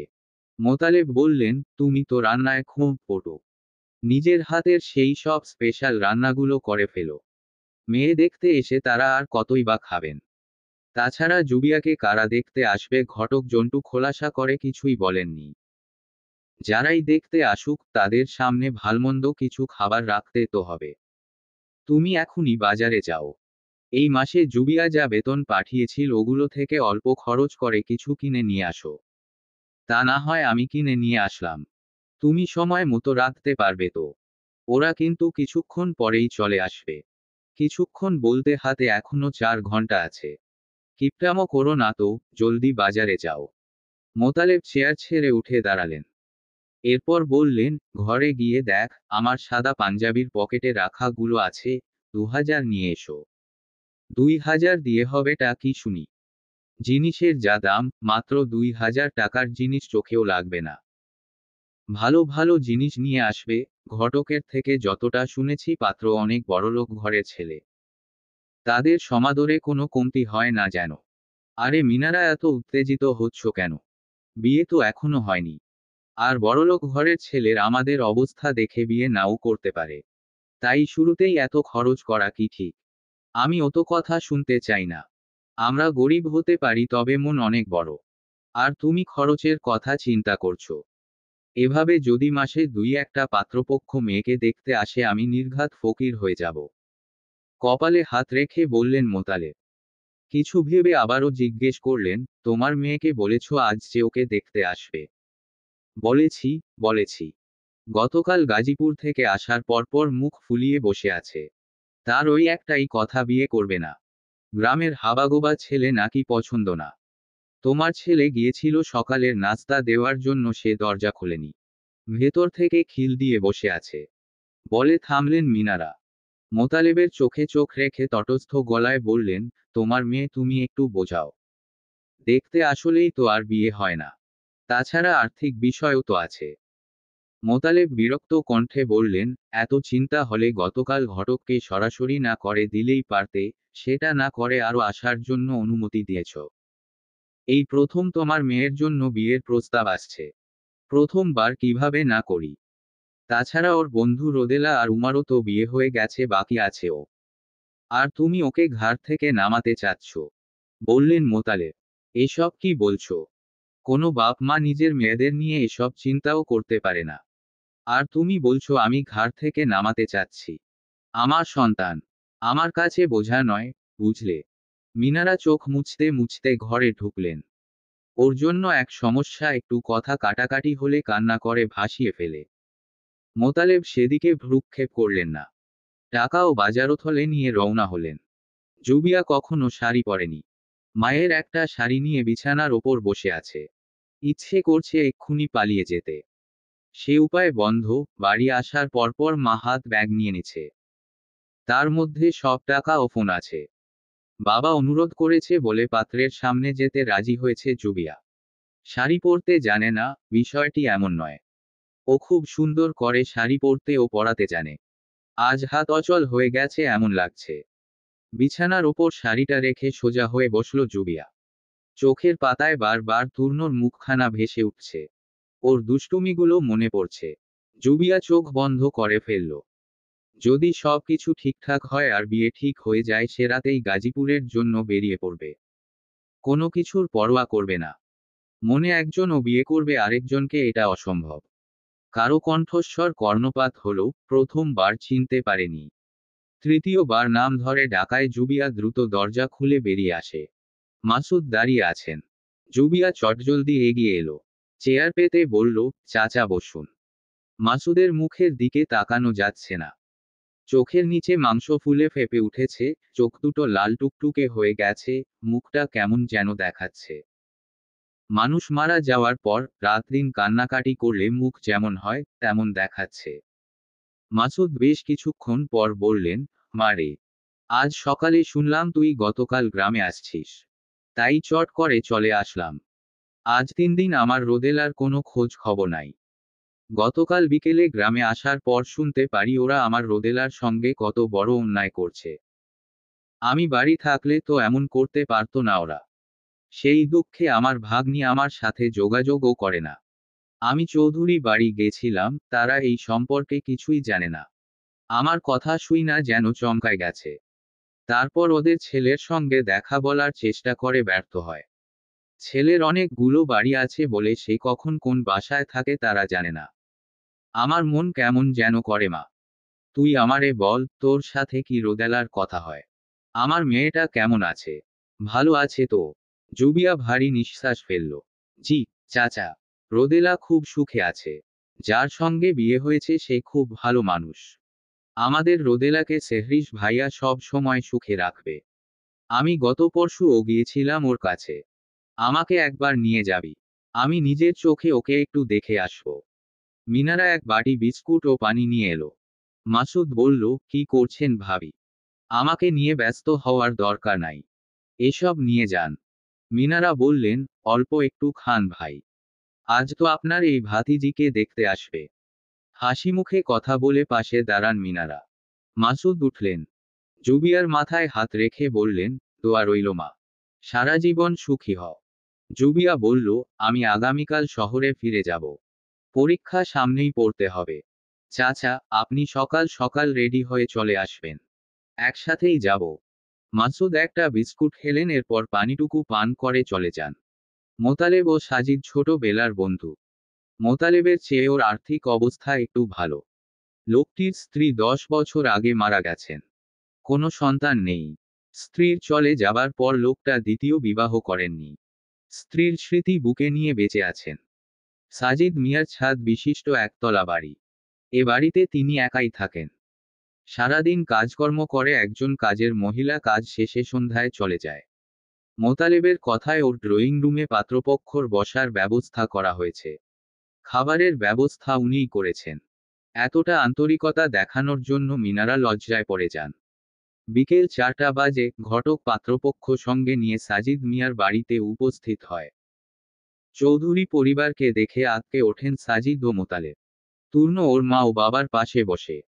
সাদাফ ও সেহরিশ ওর সামনের সোফায় বসল। শফিকুল চৌধুরী হুইল চেয়ারে বসা ও ওনার স্ত্রী একা সিঙ্গেল সোফায় বসলেন। মিনারা কিছু বুঝতে পারল না, অপলক তাকিয়ে দেখল। ঘটককে আলাদা করে মোতালেব জিজ্ঞেস করেন, চৌধুরী পরিবার এখানে এসেছেন, তার কারণ কি? ঘটক তূর্ণকে দেখিয়ে তাদের বলে, ওই যে দেখছেন কচুপাতা রঙের শার্ট পরা, ওটাই পাত্র। পাত্রর পাশে ওর বাবা মা। তার পাশে ওর বন্ধু। আর চৌধুরী সাহেব ছেলের বন্ধুর জন্য মেয়ে দেখতে আসছেন। এটা তো আপনাদের ভাগ্য। শুকরিয়া করুন। মোতালেব এখনো বিস্ময় কাটিয়ে উঠতে পারছেন না। তিনি হতবাক হয়ে দাঁড়িয়ে আছে। পাত্রপক্ষের সঙ্গে নিয়ে আসা জিনিস ও মিষ্টি মিনারার কাছে বুঝিয়ে দিল উমাইয়া। একগাল হেসে বলল, কেমন আছেন চাচি? জুবি কই? উমা, তুই জানতিস যে জুবিয়াকে দেখতে তোর স্বামীর বন্ধু আসবে? হ্যাঁ। তাহলে আমাদের বলিসনি কেন? সারপ্রাইজ দিব বলে। তাছাড়া জুবিয়া হঠাৎ দেখে চমকে যাবে তাই। জুবিয়া তো এই বিয়েতে রাজি নামা, কারণ ও এখনো পাত্রর মুখ দেখেনি চাচি। একবার দেখলে কি ভয়ানক চমকানো চমকাবে। তুমি তো জানো না চাচি, তূর্ণ ভাইয়া আর জুবিয়া একে অপরকে ভালোবাসে। তাই তুমি এই ব্যাপারটা সম্পূর্ণ চেপে যাবে। ভুলে ওর কানে তুলে দিও না। আর শোনো, আমি যে আসছি এটাও বলো না। দুষ্টু মেয়ে কোথাকার। আমাকে এসব আগে বললে কি হতো রে? তাহলে আর মজা মজা থাকতো না। এই যে তুমি আমাকে দেখে হঠাৎ চমকে গেছো, এটা কি হতো? মিনারা ড্রয়িং রুমের দিকে উকি দিল। বললেন, বিয়ের সময় তোর জামাইকে দেখেছি, কিন্তু রোদেলার জামাইকে দেখা হলো না। মেয়েটা কই? উমাইয়া হেসে বলল, ওই যে দেখছো কালো টি শার্ট পরে বসে আছে, ওইটাই আমাদের রোদেলার বর। মিনারা অবাক চোখে তাকিয়ে বললেন, বাহ, বেশ সুন্দর দেখতে। উমাইয়া খিলখিল করে হেসে উঠল। আমাদের বর কি কম সুন্দর? না, কিন্তু ওই ছেলেটা বেশি সুন্দর। মুগ্ধ চোখে তাকিয়ে রইল মিনারা। এরপর হুট করে বললেন, রোদেলাকে আনিসনি কেন? ওকে সঙ্গে নিয়ে আসলে ভালো হতো না? উমাইয়া হতাশ গলায় বলল, ওর যা অপমান হয়েছে। এখনই গ্রামে আসতে চায়নি, বলেছে পরে মন চাইলে আসবে। আচ্ছা এসব রাখো তো, যাও দেখ ওনাদের কিছু লাগবে কিনা। আচ্ছা, যাচ্ছি। তুইও আয়। তূর্ণকে একা রেখে ওর মা বাবা উঠে গেল। ফারিয়া বেগম একা আছেন বলে ওনার কাছে গিয়ে বসলেন। তূর্ণ লজ্জা পাচ্ছে। মাথা নিচু করে দুহাত কচলাতে শুরু করেছে। ঠোঁটে ফুটে আছে সেই অমায়িক মুচকি হাসির রেখা। যেন এখানেই সুখ। প্রায় দুপুর। সেহরিশের বাসার গেটে দাঁড়িয়ে আছে রোদেলার মামা মাসুদ। আশেপাশে বেশ কয়েকজন কালো পোশাক পরা লোক দাঁড়িয়ে আছে। মাসুদ আসলেই রোদেলার মামা কিনা তা যাচাই না করে তারা তাকে ঢুকতে দেবে না। কথা বলতে না পেরে সেহরিশকে ফোন করে জুবিয়া। কিছুক্ষণ পর ভেতরে প্রবেশের অনুমতি মিলল। জুবিয়া ঘরে ঢুকে সোজা ড্রয়িং রুমের সোফায় চলে গেল। মাসুদ তার পাশে বসল। খুব কৌতূহল নিয়ে বাড়িটা দেখছে মাসুদ। জানালা থেকে একটু দূরে ড্রয়িং রুমটা, এখানে বসে আকাশ দেখা যায়, আলো বাতাস, রৌদ্রোজ্জ্বল নীল আকাশ। মনে হয় পুরো শহরটাই হাতের মুঠোয়। মাসুদ বলেন, রোদেলা কই, আসছে না কেন? তুই বলেছিলি তো যে আমরা আসব। জুবিয়া বলল, হ্যাঁ চাচা। লাল টুকটুক শাড়ি পরেছে রোদেলা। ধাপে ধাপে সিঁড়ি নেমে আসছে সে। মাসুদ অবাক হয়ে তাকায়। তার মনে হলো এই রোদেলা সেই রোদেলা নয় যাকে সে ছোটবেলা থেকে বড় করেছে। এই রোদেলা এক রাজবাড়ির রানী। রোদেলা দৌড়ে এলো। মামার হাত ধরে কাঁদতে লাগলো। মাসুদ অনেক কথা বলেছেন এবং ওই রাতে ঘটনার জন্য ক্ষমা চেয়েছেন। রোদেলা কান্না থামিয়ে বলল, তুমি ক্ষমা চাইছো কেন মামা? তোমার তো দোষ নেই। মাসুদ খানিকটা সময় নিয়ে বলল, সব আমারই দোষ।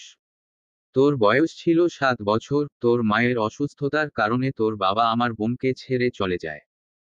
তারপর শুনলাম সে আবার বিয়ে করেছে। তখন আমার মা বলেন, তার মেয়ে যতই অসুস্থ হোক মেয়েকে রাস্তায় থাকতে দেবেন না। বছর চলে গেল আর মা মারা গেল। তার কিছুদিন পর আপার স্বাস্থ্যের অবনতি হয় আর আপা মারা যাবার আগে তোর সব দায়িত্ব আমাকে দিয়ে দেয়।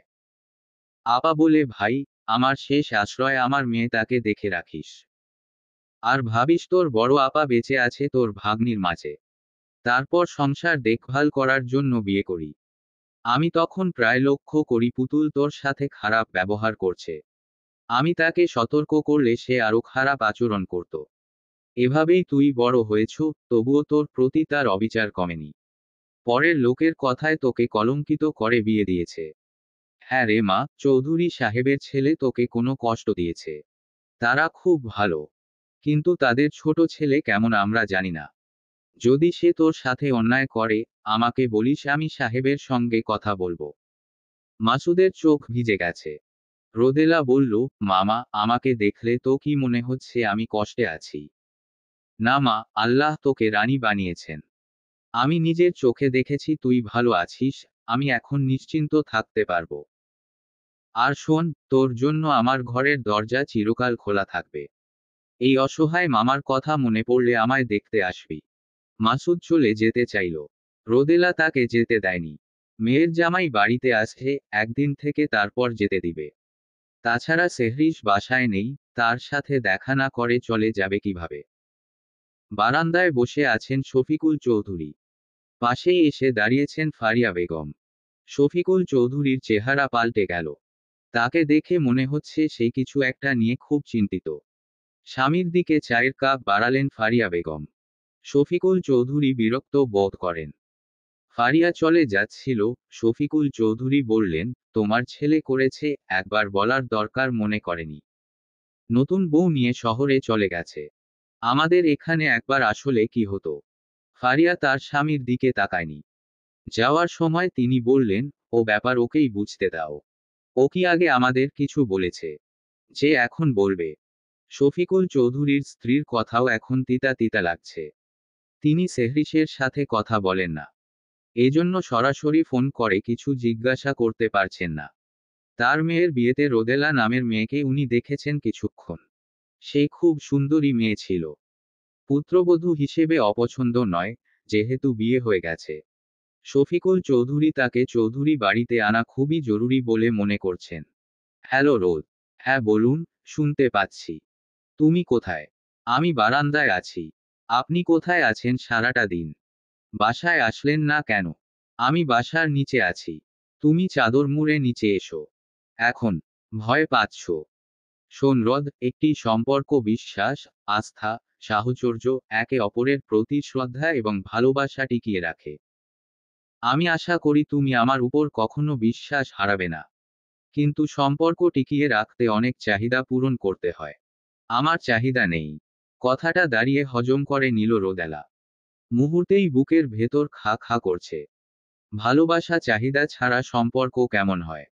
সেহরিশ কি তবে তার বাবার মতন তাকে ছেড়ে চলে যাবে? আর ভাবতে পারল না রোদেলা। মাথাটা ভনভন করে উঠল। রোদেলা দাঁড়িয়ে কথাগুলো হজম করল। এই মুহূর্তে হৃৎপিণ্ড ধড়ফড় করছে। ভালোবাসা চাহিদা ছাড়া সম্পর্ক হয়। তবে কি সেহরিশ তাকে তার বাবার মতো ছেড়ে চলে যাবে? বাবা মায়ের সাথে যেমন করেছে তার সাথেও এমন হবে? রোদেলা আর ভাবতে পারল না। মাথা ঘুরতে লাগলো। রোদেলা গম্ভীর মুখে সেহরিশের দিকে তাকায়। সেহরিশ রোদেলাকে এভাবে দেখতে অভ্যস্ত নয়। ওর অস্বস্তি হচ্ছে। রোদেলা নিজেকে সহজ করার চেষ্টা করল। এই নিশি রাতে জ্যোৎস্না প্রস্ফুটিত হয়েছে। চারপাশ পরিষ্কার দেখা যাচ্ছে, ল্যাম্পপোস্টগুলো মিটমিট করছে। সেহরিশ ল্যাম্পপোস্টের নিচে দাঁড়ালো। রোদেলা বলল, কি ভুতুড়ে পরিবেশ।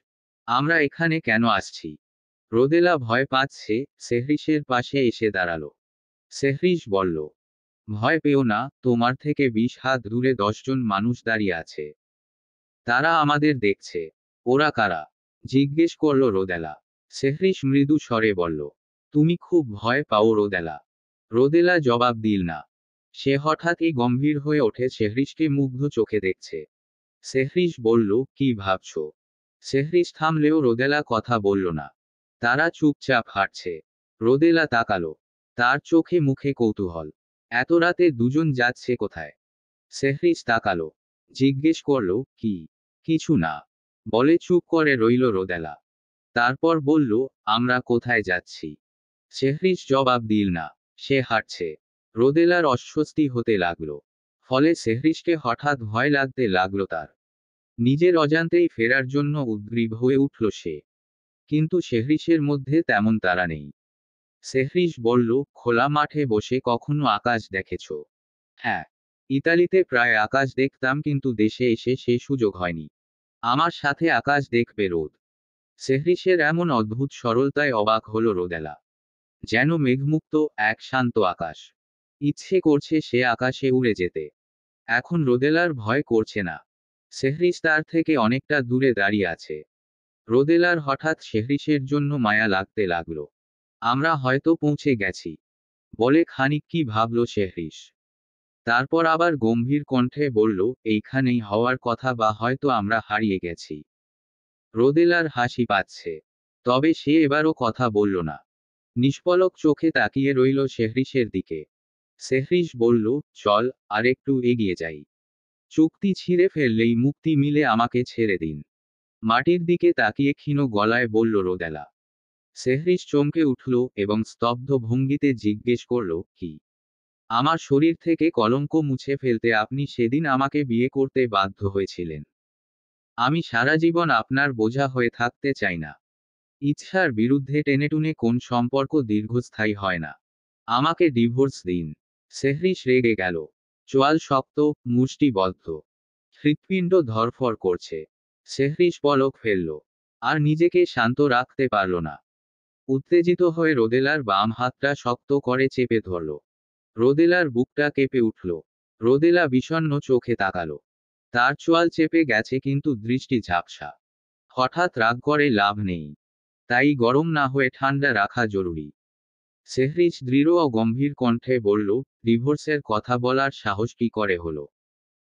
তুমি কি মনে কর যে আমি গ্রামের 2 জনকে ভয় পেয়ে তোমাকে বিয়ে করতে বাধ্য হয়েছি? ওই পুরো গ্রামের সব মানুষ আসলেও আমার কিছুই করতে পারবে না। আমার ইচ্ছার বিরুদ্ধে আমি চোখও খুলি না। তুমি কি করে ভাবলে মানুষের কথায় যে কাউকে বিয়ে করব? আমি চেয়েছিলাম বলেই তোমাকে বিয়ে করেছি। এমন কেউ জন্মায়নি যে আমার ইচ্ছার বিরুদ্ধে আমাকে জোর করার সাহস করবে। তুমি আমার রোদেলা, পৃথিবী উল্টে গেলেও তুমি আমাকে ছেড়ে যাওয়ার কথা ভাবতেও পারবে না। যদি কর আমি সব শেষ করে দেব। রোদেলা বুঝতে পারল না সেহরিশ হঠাৎ রেগে গেল কেন। সেহরিশের আকস্মিক পরিবর্তনে সে দিশেহারা হয়ে পড়ল। রোদেলা ব্যথিত চোখ তুলে তাকালো। সেহরিশ কোথাও না তাকিয়ে সামনের দিকে এগিয়ে গেল। সেহরিশ জিভের ডগা দিয়ে শুকনো ঠোঁট ভিজিয়ে নিল। চারদিক অন্ধকার দেখে হকচকিয়ে ওঠে রোদেলা। সুবিশাল আকাশ কিন্তু নিরপ্রাণময়। এত বিশাল মাঠের মধ্যে বড় বড় গাছ, সেখান থেকে সারাক্ষণ ডাক ভেসে আসছে রাত পাখির। রোদেলা এখন কি করবে বুঝতে পারল না। কয়েক মুহূর্ত পর সেহরিশ ফিরে এলো। মেরুদণ্ড টানটান করে দাঁড়িয়ে আছে সে। শক্ত কণ্ঠে বলল, বাড়ি চলো। গভীর রাত। আকাশে রূপালি চাঁদ। মাথার উপরে একটি পূর্ণিমার চাঁদ আর পাশে চাঁদের মতোই সুন্দর দেখতে রোদেলা পাশাপাশি হাঁটছে। সেহরিশ মুগ্ধ চোখে চাঁদের দিকে তাকিয়ে তারপর মাথা নিচু করে রোদেলার দিকে তাকায়। চাঁদ মনে হয় তার পাশেই হাঁটছে। জোনাকি পোকার আলো ম্লান হয়। সেহরিশ রোদেলার মুখ দেখার জন্য ব্যাকুল হয়ে উঠল। ওর মুখে মায়াবী হাসি। সেহরিশ অপলক দৃষ্টিতে তাকিয়ে আছে। রোদেলার মুখ এতই মায়া যে সেহরিশ তার চোখের সাগরে নিজেকে হারিয়ে ফেলতে চায়।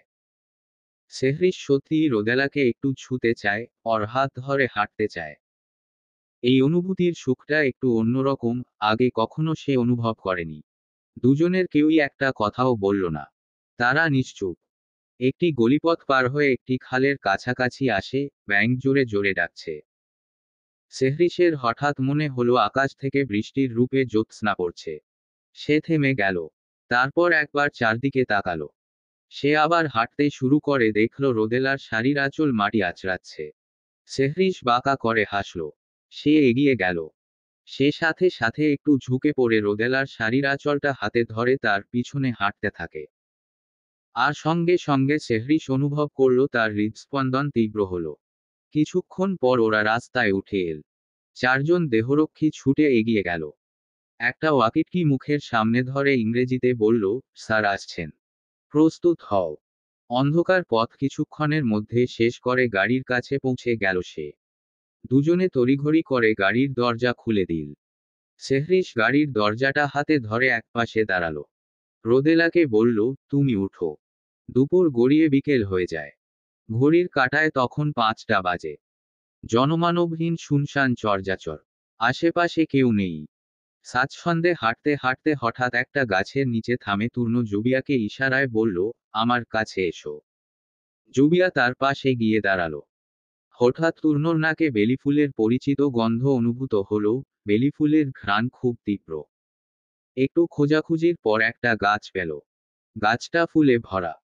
তূর্ণ জুবিয়ার হাতটা হাতের মুঠোয় ধরে বলল, আমি প্রায় একটা স্বপ্ন দেখি।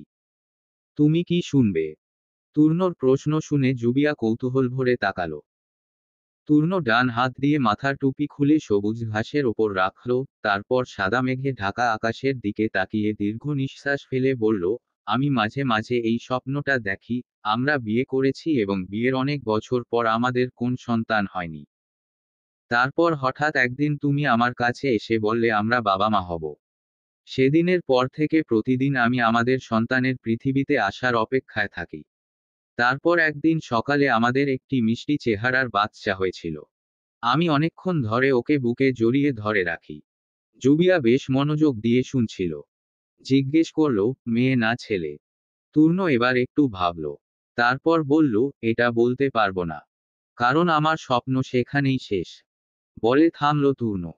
একটু পর আবারও বলল, আমাদের চলে যাওয়ার সময় জুবিয়া এগিয়ে আসছে। বিয়ের দুদিন পর আমাদের চলে যেতে হবে। তোমাকে বলা হয়েছিল আমার একটা কনসার্ট আছে। অন্যরা না গেলেও আমাকে যেতেই হবে। তূর্ণ ভারী নিঃশ্বাস ফেলে জুবিয়ার চোখের দিকে তাকালো। তারপর জুবিয়ার মাথায় এক হাত রেখে বলল, চিন্তা করো না। আমার কনসার্টের পর আমি এসে তোমাকে নিয়ে যাব। তুমি আমার জন্য অপেক্ষা করবে তো? জুবিয়া বলল, ভালো লাগছে না, মাথা ঘুরছে, চলুন বাসায় চলে যাই।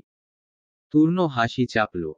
ঠাট্টা করে বলল, তোমার আমার সামনে আসলেই মাথা ঘুরায় কেন? জুবিয়া তাকালো। তূর্ণ বলল, যেদিন আমরা তোমাকে দেখতে যাই সেদিন তুমি আমাদের সামনে এসে এতটাই চমকে গিয়েছিলে যে হঠাৎ অজ্ঞান হয়ে গিয়েছিলে। জুবিয়া কাপড় গুটিয়ে ঘাসের উপর বসল। নদীর বুকে ঢিল ছুঁড়ে বলল, মোটেই না। আমি ওটা নাটক করেছিলাম। আচমকা অবাক হয়ে তাকালো তূর্ণ। জুবিয়া বলল, আমি জানতাম না আপনি আমাকে দেখতে আসবেন। আমি যেহেতু বিয়ে করতে রাজি ছিলাম না, সবার সামনে একটু নাটক করে বিয়ে ভেঙে দিতে চাচ্ছিলাম। তাই আমি অজ্ঞান হওয়ার ভান করে মেঝেতে পড়ে যাই। যখন সবার কণ্ঠ আমার কানে পৌঁছায় তখন বুঝলাম আমাকে উত্ত্যক্ত করার জন্য এগুলো আপনার বা উমাইয়ার পরিকল্পনা। কিন্তু তখন আমি জ্ঞান হারিয়ে ফেলার অভিনয় ছিলাম, তাই আমি উঠতে পারিনি এবং নাটকটি চালিয়ে যেতে হয়েছিল। আপনি উত্তেজিত হয়ে যখন বারবার হাসপাতালে নিয়ে যাওয়ার কথা বলছিলেন তখন আমার হাসি পাচ্ছিল, কষ্ট করে হাসি আটকে রাখতে হয়। চোখে মুখে পানি ছিটিয়ে না দেওয়া পর্যন্ত আমাকে অপেক্ষা করতে হয়েছিল। আর সেদিন রোদেলা ছিল না, ও থাকলে ঠিক বুঝতে পারতো আমি অভিনয় করছি। এই সড়কে মানুষ চলাচল খুব কম করে। পথের দুই ধারে চকচকে সবুজ পাতার আড়ালে উকি দেওয়া ছোট্ট ছোট্ট হলুদ ফুল। গড়ন অনেকটা সূর্যমুখী ফুলের মতো। পথের এই জায়গাটা যেন ভৃঙ্গরাজের হলুদ আভা। জুবিয়া তার স্মার্টফোনে কয়েকটি ছবি তুলে নিল। এরপর একটা ফুল ছিঁড়ে কানে গুজলো দেখে তূর্ণ মুচকি হাসল। এরপর তূর্ণ জুবিয়ার খোলা চুলে কয়েকটি ফুল ছিঁড়ে গেথে কোমল স্বরে বলল, কিছু কথা মন বলে না, চোখ বলে দেয়। পৃথিবীর সমস্ত সৌন্দর্য দেখার অধিকার শুধু এই দু চোখ রাখে। কিছু সৌন্দর্যের বহিঃপ্রকাশ হয় না। কিছু সৌন্দর্যের রং হয় না। তুমি সুন্দর, তুমি চঞ্চল, তুমি হৃদস্পর্শী। প্রত্যেকটি মেয়ের জন্য তার বিয়ের দিন অবশ্যই অনেক বড় একটি দিন। তাদের এই বিশেষ দিনের জন্য অনেক কিছু আয়োজন করা হয়। 28 বছর বয়সী তূর্ণ তার বিয়ে অনেক ধুমধাম করে করবে বলে সেরকম আয়োজন করেছে। জুবিয়া ও তূর্ণর বিয়ের ড্রেস ইতালি থেকে এসেছে। তূর্ণকে ওর ডিজাইনার রেডি করিয়ে দিল এবং তার পার্সোনাল মেকআপ আর্টিস্ট মেকআপ করছে। চোখের সামনে মিররে চোখ বুলিয়ে তূর্ণ বলল, আমাকে বর লাগছে তো? সাদাফ বলল, কিছুক্ষণ পর কবুল বলে একজন মেয়েকে বিয়ে করবি। তার সারা জীবনের দায়িত্ব নিবি। এসব বাচ্চামো বন্ধ করে এখন অন্তত একটু দায়িত্বশীল হওয়ার চেষ্টা কর। সেহরিশ রুমে এলো। সে কালো রঙের পাঞ্জাবি পরেছে।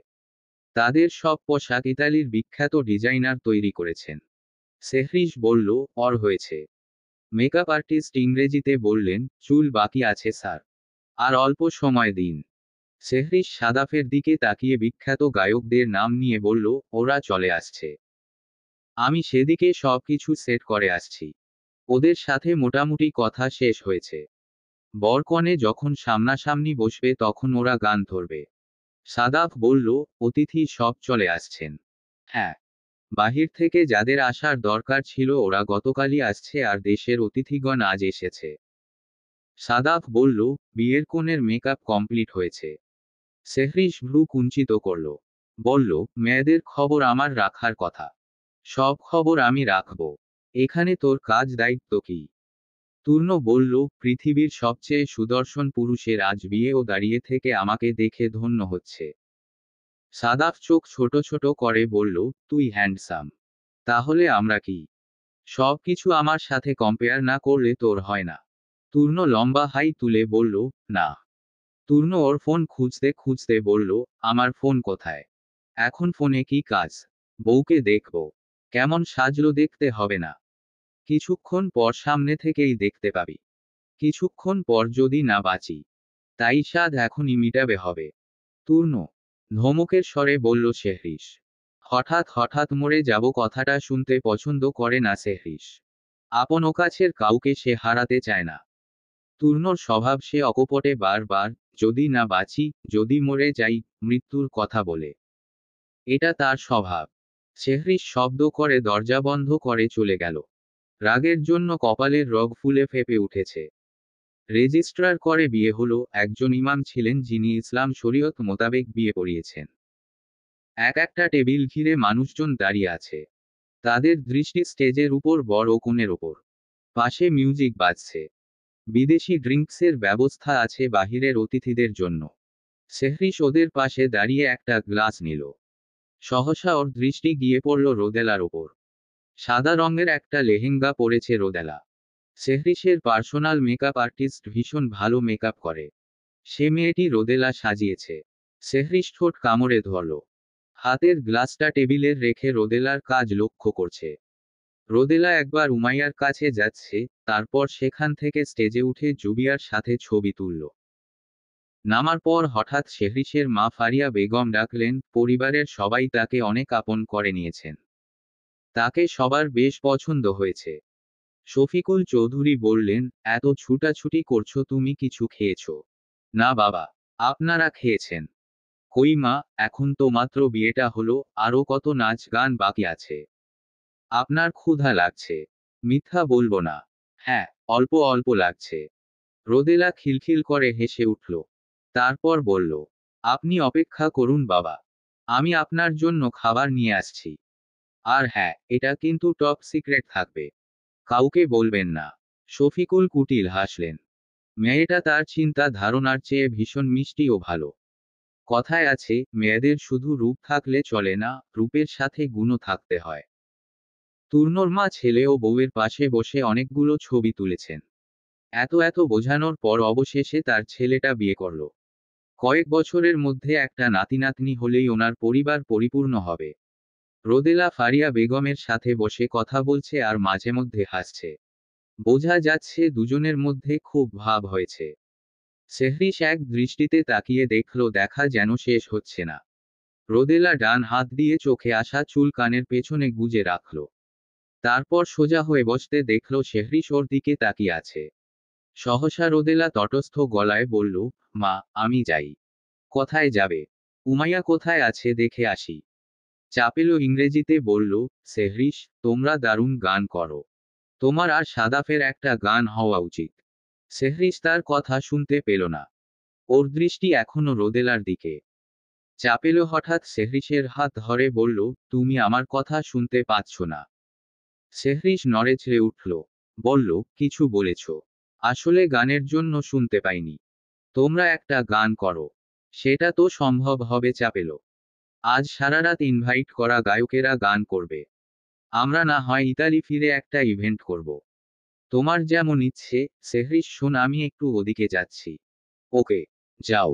সেহরিশ ওর স্থান পরিবর্তন করে। সহসা রোদেলার সামনে এসে দাঁড়িয়ে শক্ত কণ্ঠে বলল, পালাচ্ছ কেন? রোদেলা চোখ বড় বড় করে বলল, হুম। সেহরিশ খুব কোমলভাবে রোদেলার হাতটা ধরল। তারপর ক্ষীণ স্বরে বলল, চলো। কোথায়? একটা প্ল্যান আছে। কি প্ল্যান? এখন বলতে পারছি না। রাত 2টা বাজে। গান বাজনা শেষ করে কনেকে ওদের বাসর ঘরটার দিকে নিয়ে যায়। রোদেলা ও ইমাইয়া ধরাধরি করে জুবিয়াকে বিছানায় বসিয়ে ওরা রুম থেকে বের হলো। সেহরিশ একটু পর তূর্ণকে নিয়ে এলো। রুমটার সামনে মানুষের ভিড় দেখে তূর্ণ সেহরিশের দিকে তাকালো। সেহরিশ বলল, ওদের দাবি পূরণ করলে এমনিতে সরে যাবে। ওরা যা ডিমান্ড করেছে, তূর্ণ সেটা পূরণ করে রুমে ঢুকল। দরজা বন্ধ করার আগে সেহরিশ তূর্ণর কানে ফিসফিস করে বলল, মনে আছে তো কি করতে হবে? তূর্ণ লজ্জা মিশ্রিত কণ্ঠে বলল, হ্যাঁ, মনে আছে। তূর্ণ ওর মাথা থেকে টোপরটা খুলে রাখল। রুমের ভেতরটা বেশ সুন্দর করে ফুল দিয়ে সাজানো হয়েছে। তূর্ণ বুক ভরে শ্বাস নিল। এরপর খাটের দিকে এগিয়ে গেল। ফুলে ফুলে সজ্জিত বিছানার উপর জুবিয়া ঘোমটা দিয়ে বসে আছে। তূর্ণ ঠোঁট টিপে হাসল। সে কি বলবে? বুঝতে পারছে না। প্রথমবার বাসর করবে ভাবতে লজ্জা লাগছে। তূর্ণ একগাল হেসে খাটে বসল। এরপর জুবিয়ার উদ্দেশ্য বলল, তুমি জানো তোমাকে প্রথম যেদিন দেখি সেদিন কিন্তু তোমার প্রতি আমার কোনো ফিলিংস জন্মায়নি। জন্মেছে ধীরে ধীরে। সাদাফের ফ্ল্যাটে যাওয়ার পর তোমার সাথে রোজ দেখা হতো। আমি চিড়িয়াখানা বললে তুমি কেমন রেগে যেতে। সে থেকে ভালো লাগা শুরু হলো। আমি সহজে বিয়ে করতে চাইনি। আমি বিয়ে করেছি শুনলে মেয়ে ভক্তরা যদি কষ্টে মারা যায় তাই। ওদেরও বেঁচে থাকার অধিকার আছে। এজন্য নিজে সিঙ্গেল থেকে কষ্ট করতে রাজি ছিলাম। যখন বুঝলাম আমি তোমাকে ভালোবাসি, তোমাকেই আমার চাই, তখন থেকে বিয়ের জন্য উতলা হয়ে পড়ি। কিন্তু আমার দুই ভাই আমাকে রেখে ওদের লাইন আগে ক্লিয়ার করে নিয়েছে। আমি যদি তারা না দিতাম তাহলে বোধহয় 34 বা 35 বছরেও আমার বিয়ে হতো না। জুবিয়া তুমি জানো তো বাসর রাতে কি হয়? ঘুমটার আড়ালে জুবিয়া উপর নিচ মাথা নাড়াল। তূর্ণ আবার হাসল। এরপর আহ্লাদিত কণ্ঠে বলল, তাহলে এসো তোমার একটা চুমু খাই। তূর্ণ হাত বাড়িয়ে জুবিয়ার মাথার ঘোমটা সরিয়ে দিল। সহসা তার মুখশ্রী উন্মোচিত হল। তূর্ণ চোখ গোলগাল করে তাকিয়ে হঠাৎ বিছানা থেকে উঠতে নিয়ে উল্টে পড়ে যায়। সহসা চিৎকার করে উঠল, আহ! সম্পূর্ণ ঘোমটা সরিয়ে বিছানায় বসল সাদাফ। এরপর শব্দ করে হাসতে লাগল। মুহূর্তে ঘরটিতে অট্টহাসির শব্দে ভরে গেল।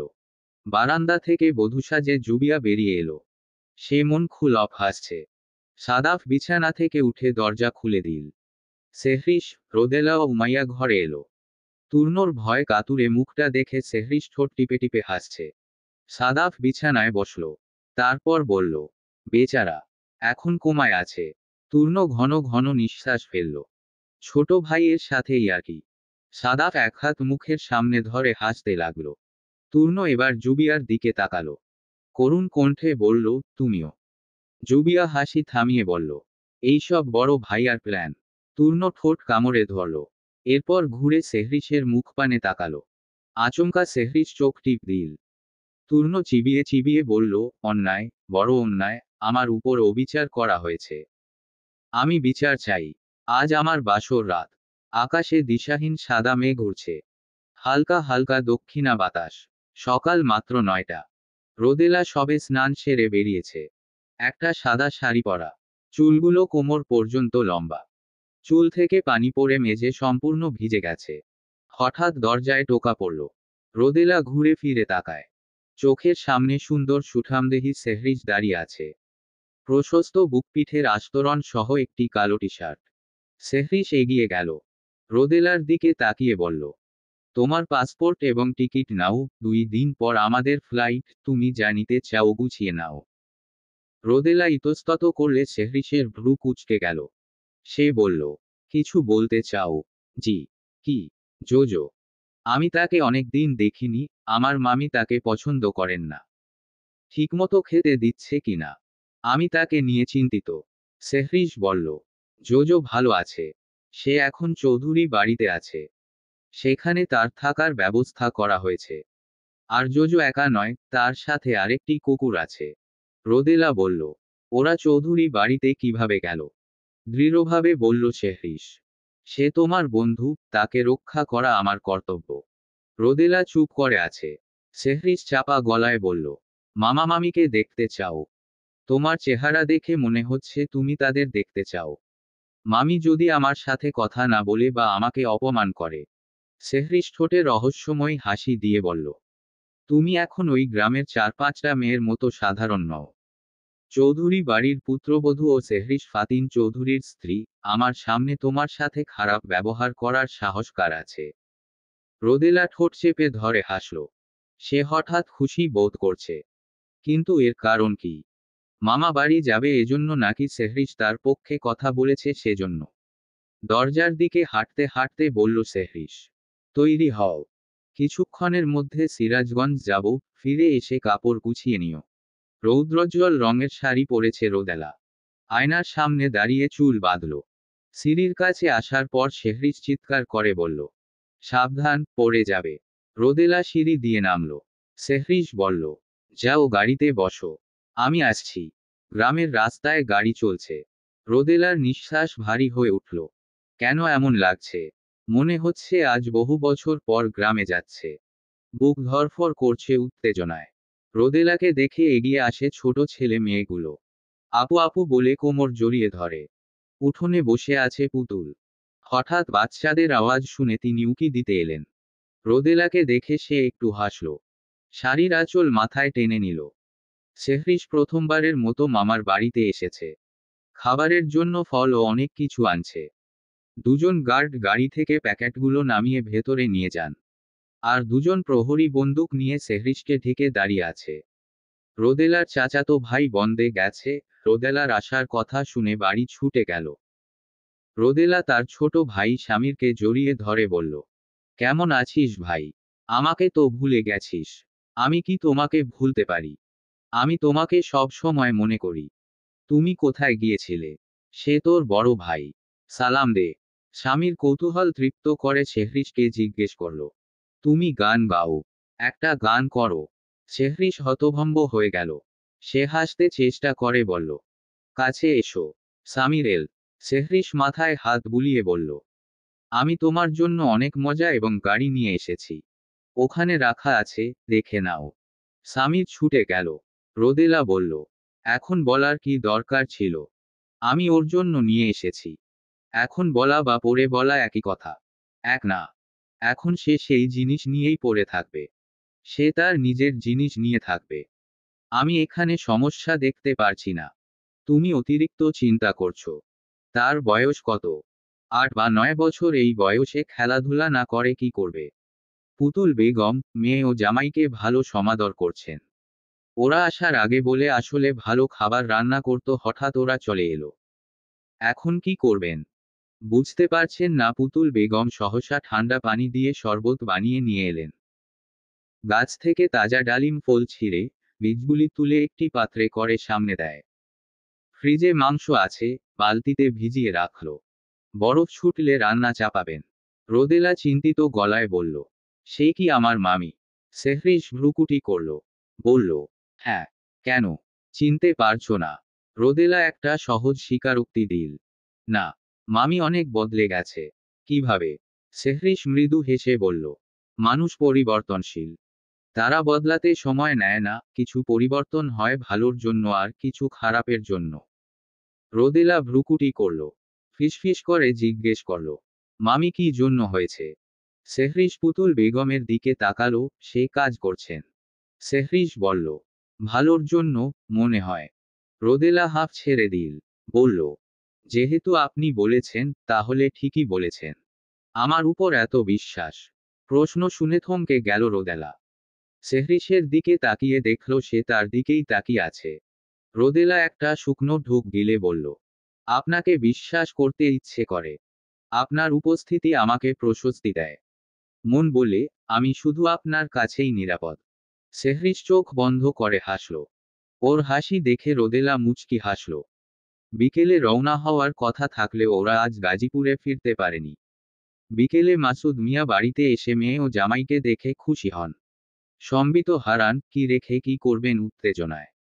সেহরিশের আগমন শুনে বাড়ির সামনে ভিড় জমান অসংখ্য ভক্ত। গার্ডদের রক্ষায় কেউ বাড়িতে প্রবেশ করতে পারেনি। রাত 8টায় চৌধুরী বাড়িতে চলে আসলো ওরা। যাওয়ার আগে সেহরিশ তার মাকে দেখতে চায়। রোদেলা অনেকক্ষণ জোজোর সঙ্গে বসে গল্প করল। জোজো এখানে খুব ভালো আছে। তার শরীরের ওজন বেড়েছে। জোজোকে নিয়ে আর কোন চিন্তা নেই। রাত 10টার দিকে ঘরের ভেতরে এল রোদেলা। ড্রয়িং রুমে একা বসে আছেন শফিকুল চৌধুরী। রোদেলা গিয়ে তার পাশে বসল। বাবা, আপনার কি হয়েছে? শফিকুল চৌধুরী রোদেলার দিকে তাকাননি। শান্ত গলায় বললেন, দুদিন পর ছেলে চলে যাবে। দেশে এসে 3 মাস থাকলো। আমার চোখের সামনে থেকেও সে একবারও আমাকে বাবা বলে ডাকেনি।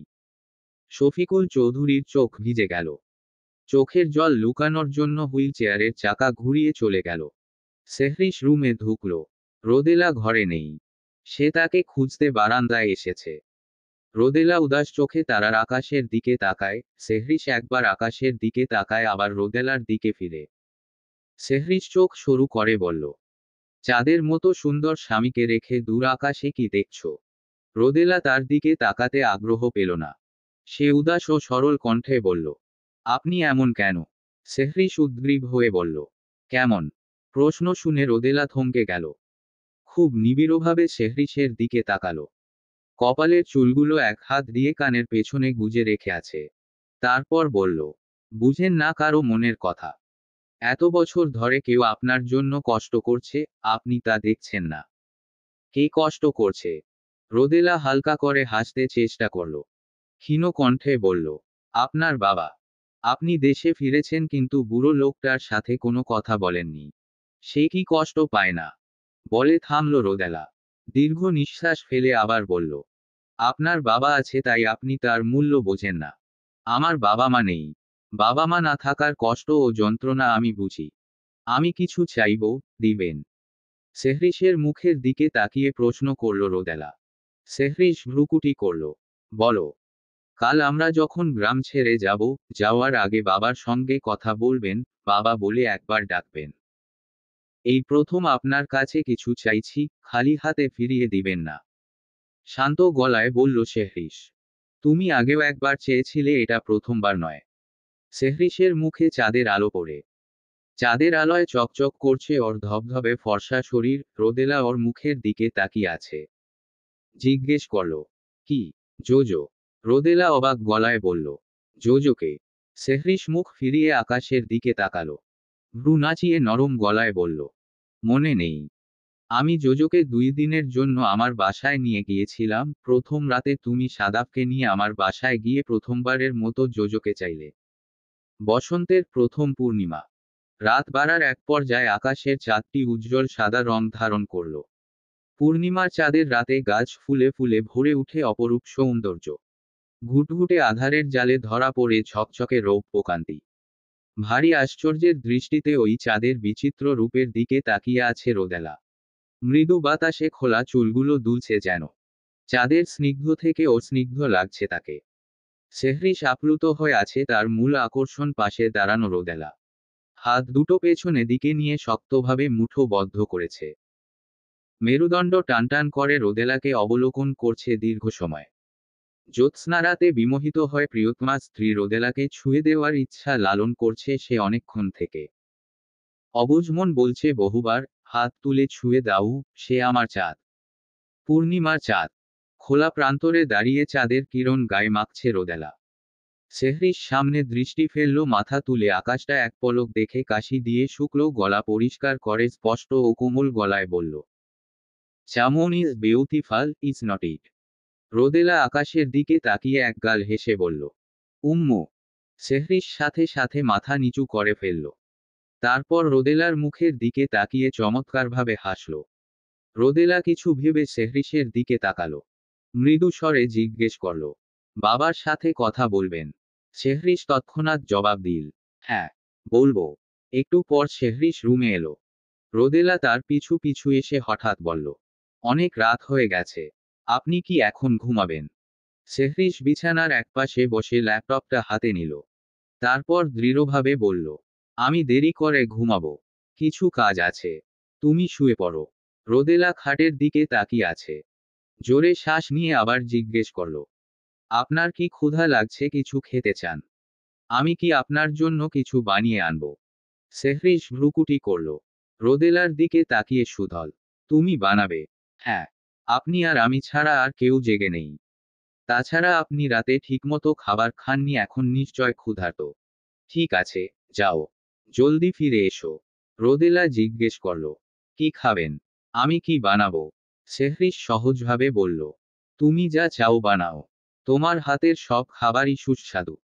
রোদেলা রান্নাঘরের মাঝখানে দাঁড়িয়ে আছে। অল্প সময়ে কি বানাবে? চিন্তায় বিহ্বল। মিনিট 10 পর পরম যত্নে খাবার তৈরি করতে লাগলো। সময়ের দিকে তার খেয়াল নেই বললেই চলে। সেহরিশ একবার ফোনের দিকে তাকালো।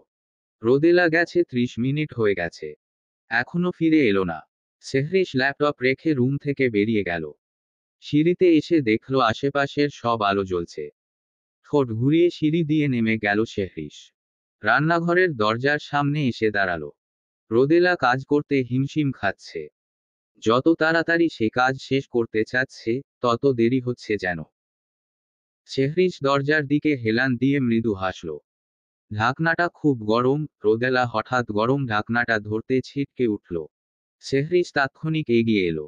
সে রোদেলার হাত ধরে বেসিনে নামিয়ে আনল। হাতে ঠান্ডা পানি পড়তেই রোদেলা কেঁপে ওঠে।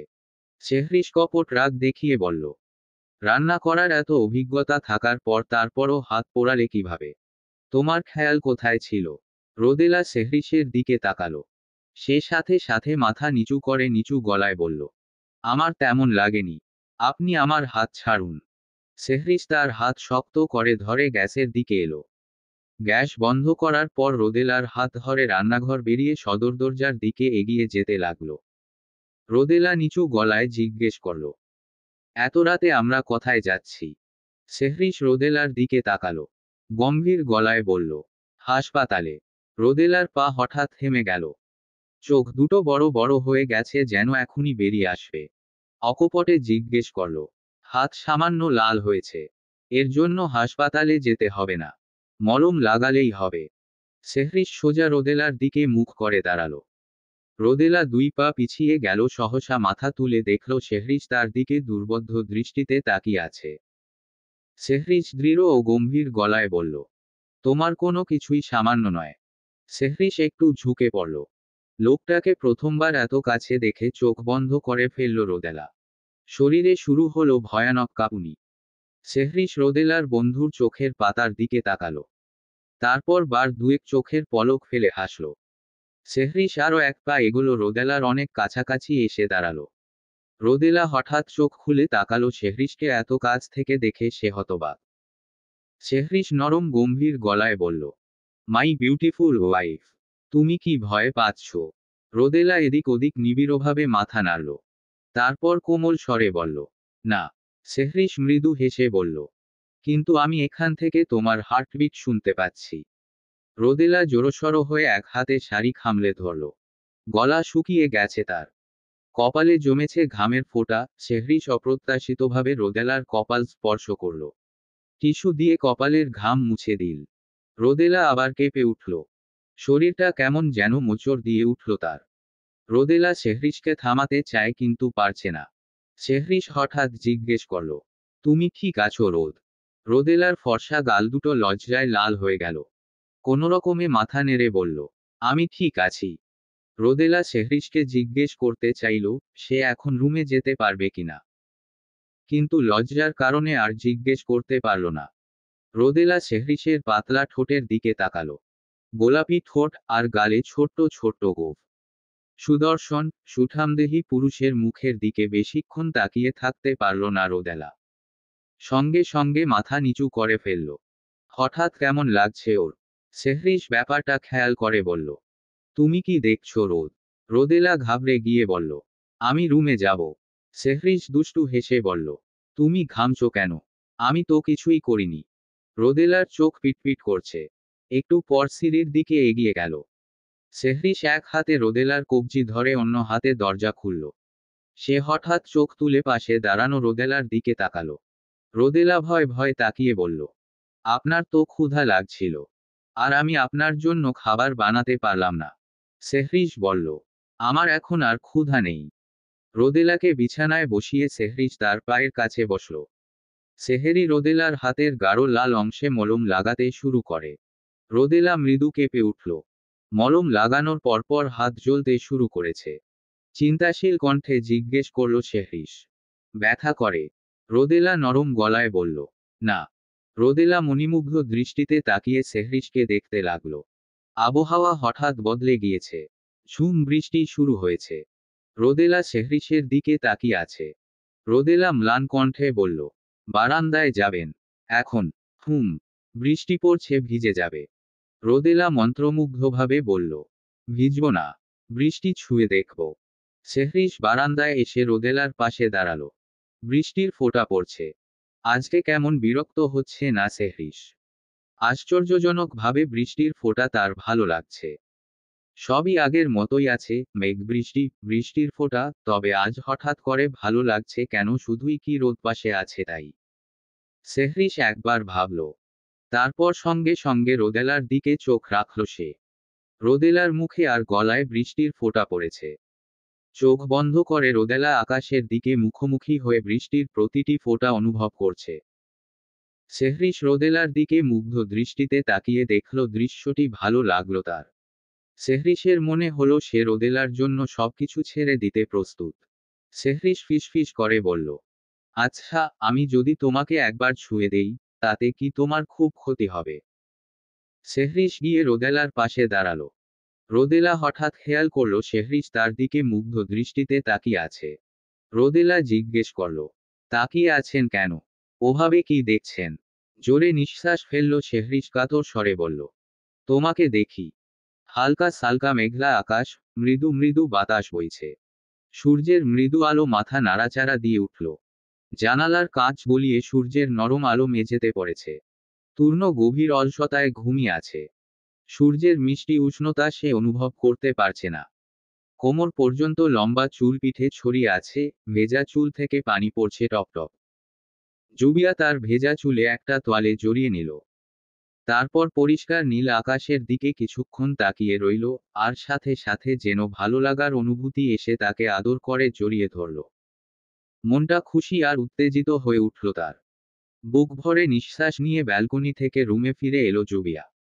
বিছানায় তূর্ণর খোলা বুক দেখে সাথে সাথে তার বুক ভারী হয়ে উঠল। এলোমেলো চুলগুলো কপালে ছড়ানো, আর তূর্ণ শিশুর মতো ঘুমিয়ে আছে। জুবিয়া স্থিরভাবে খাটের দিকে এগিয়ে গেল। সে সময় সূর্যের আলো তূর্ণর মুখে আছড়ে পড়ে। মৃদু কেঁপে উঠল তূর্ণ। জুবিয়া আস্তে করে তূর্ণর পাশে বসল। তূর্ণর ঘুমন্ত মুখ দেখে তাকে অসহায়ত্ব ঘিরে ধরল, হুট করেই কান্না পাচ্ছে। জুবিয়া খানিকটা ঝুঁকে পড়ল, আজই এই মানুষটিকে শেষ দেখছে সে। আবার কবে দেখা হবে তা জানে না। ঘড়িতে কয়টা বাজে? হয়তো সকাল 6টা বা একটু বেশি। বিকেলের ফ্লাইটে তূর্ণ চলে যাবে দূর দেশে। জুবিয়ার বুকে কম্পন শুরু হলো, ভয়াবহভাবে কাঁপতে লাগলো। হঠাৎ চারিপাশ খালি লাগছে তার। জুবিয়া তূর্ণর বাবরি চুলে হাত গুজে দিল। আঁচো পেয়ে চোখ খুলল তূর্ণ। চোখ খুলে প্রথমে জুবিয়াকে দেখে ঠোঁট প্রসারিত করে মৃদু হাসল, তারপর জুবিয়ার হাত ধরে কাছে টেনে নিল। ফর্সা, লোমহীন বুকে মুখ লুকিয়ে কেঁদে অঠল জুবিয়া। সহসা তূর্ণর ঘুম একেবারে কেটে গেল। ভ্রুকুটি করে উঠে বসল সে। তূর্ণ জুবিয়ার সামনে বসে তার গালে একটা হাত রাখল। হঠাৎ পুরুষালী স্পর্শে কেঁপে ওঠে জুবিয়া। তূর্ণ মৃদু ও ক্ষীণ কণ্ঠে জিজ্ঞেস করল, বউ, কাঁদছো কেন? জুবিয়া কিছু বলল না। আলগোছে চোখের জল মুছে তারপর কিছুক্ষণ তূর্ণর বুকে শুয়ে রইল। তূর্ণ হাসল। সে জুবিয়ার ভেজা চুল থেকে ঘ্রাণ নিল। তারপর সুধল, শ্যাম্পু করেছ? জুবিয়া উচ্চারণ করল, হো হো, গন্ধটা বেশ ভালো। তূর্ণ খানিকক্ষণ চুপ থাকল। সে দ্বিতীয়বার জুবিয়ার মন খারাপের কারণ জিজ্ঞেস করেনি। জুবিয়ার চোখ দেখে বুঝতে চেষ্টা করল হঠাৎ মন খারাপ হলো কেন তার। অবশেষ একটা কারণ তার মাথায় এলো। তূর্ণ জুবিয়াকে আলতো করে জড়িয়ে ধরে নরম গলায় বলল, আমার ফ্লাইট কাল সকালে বউ, আজ যাব না। জুবিয়া মাথা তুলে তূর্ণর চোখের দিকে তাকালো। তূর্ণ কুটিল হেসে বলল, আজ আমি তোমার সাথে দেশেই থাকব। ইতালি যাওয়ার আগে আমি তোমাকে এক জায়গায় নিয়ে যাব। নাস্তার পর রেডি হবে। জুবিয়া মাথা নেড়ে উঠে গেল। সঙ্গে সঙ্গে উঠে দাঁড়ালো তূর্ণ। সে আচমকা জুবিয়াকে পেছনে থেকে জড়িয়ে ধরল।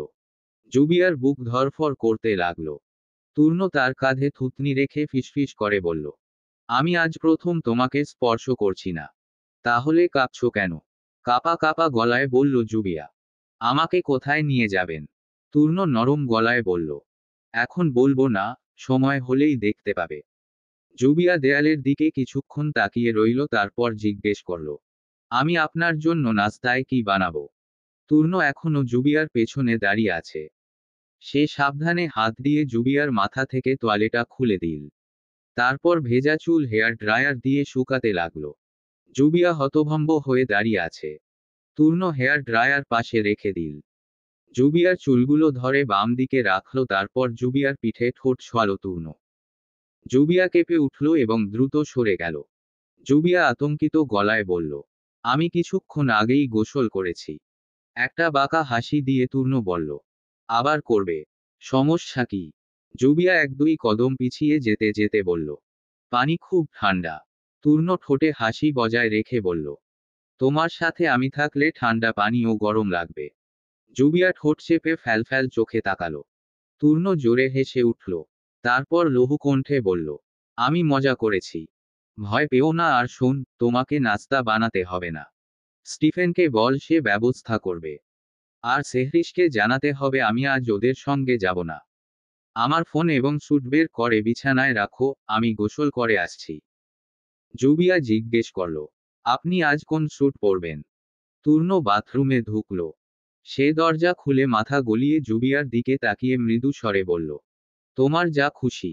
জুবিয়ার পরনে মেরুন রঙের হাফ সিল্কের শাড়ি, আর চুলগুলো খুলে রেখেছে সে। তূর্ণ পাশে দাঁড়িয়ে আয়নায় তার প্রতিচ্ছবি দেখছে। শার্টের হাতা কনুই পর্যন্ত ভাঁজ করে আয়নায় একবার জুবিয়ার দিকে তাকিয়ে আবার নিজের দিকে তাকালো। জুবিয়া সরু গলায় বলল, বর বর লাগছে। তূর্ণ ওষ্ঠদ্বয় মিলিয়ে কুটিল হাসল। স্টিফেন গাড়ির পাশে দাঁড়িয়ে আছে। তূর্ণকে আসতে দেখে গাড়ির দরজা খুলে দিল সে। তূর্ণ আর জুবিয়া একসাথে গাড়িতে বসল। স্টিফেন এবং কিছু দেহরক্ষী তূর্ণকে ফলো করবে আরও দুটি গাড়িতে করে। জুবিয়া জানালা দিয়ে বাইরে তাকায়। একটু পর তূর্ণর উদ্দেশ্য বলল, আজ আপনার ফ্লাইট আছে। আপনি ফ্লাইট বাতিল করেছেন, রাগ করবে না বড় ভাইরা। তূর্ণ জুবিয়ার দিকে তাকিয়ে বলল, সেহরিশ আর সাদাফের কথা বলছো? হ্যাঁ, ওরা রাগ করবে না। এটা খুব সহজ বিষয়, তুমি চাপ নিও না। আমি সামলে নেব। জুবিয়া চুপ করে রইল। সে জানালা দিয়ে বাইরে তাকিয়ে চেনা পথ দেখে হুট করে জিজ্ঞেস করল, এদিকে কোথায় যাচ্ছি? জানতে এত কৌতূহল কেন? আমাকে বিশ্বাস করো না। এটা বিশ্বাসের কথা নয়, আমি শুধু জায়গাটার নাম জানতে চাই। তূর্ণ একটা দীর্ঘ নিঃশ্বাস ফেলে বলল, বসুন্ধরা। জুবিয়া চমকে উঠল। আপনি সেখানে যাচ্ছেন কেন? তূর্ণ বলল, আমরা যাচ্ছি। কেন? সিক্রেট কথা বলা যাবে না। দেশে তূর্ণর বিশাল ফ্যানবেস রয়েছে। বসুন্ধরা সিটি শপিং মলের সামনে ভক্তদের উন্মাদনা। তূর্ণ এসেছে শুনে লোকজন তাকে দেখতে ছুটে আসে।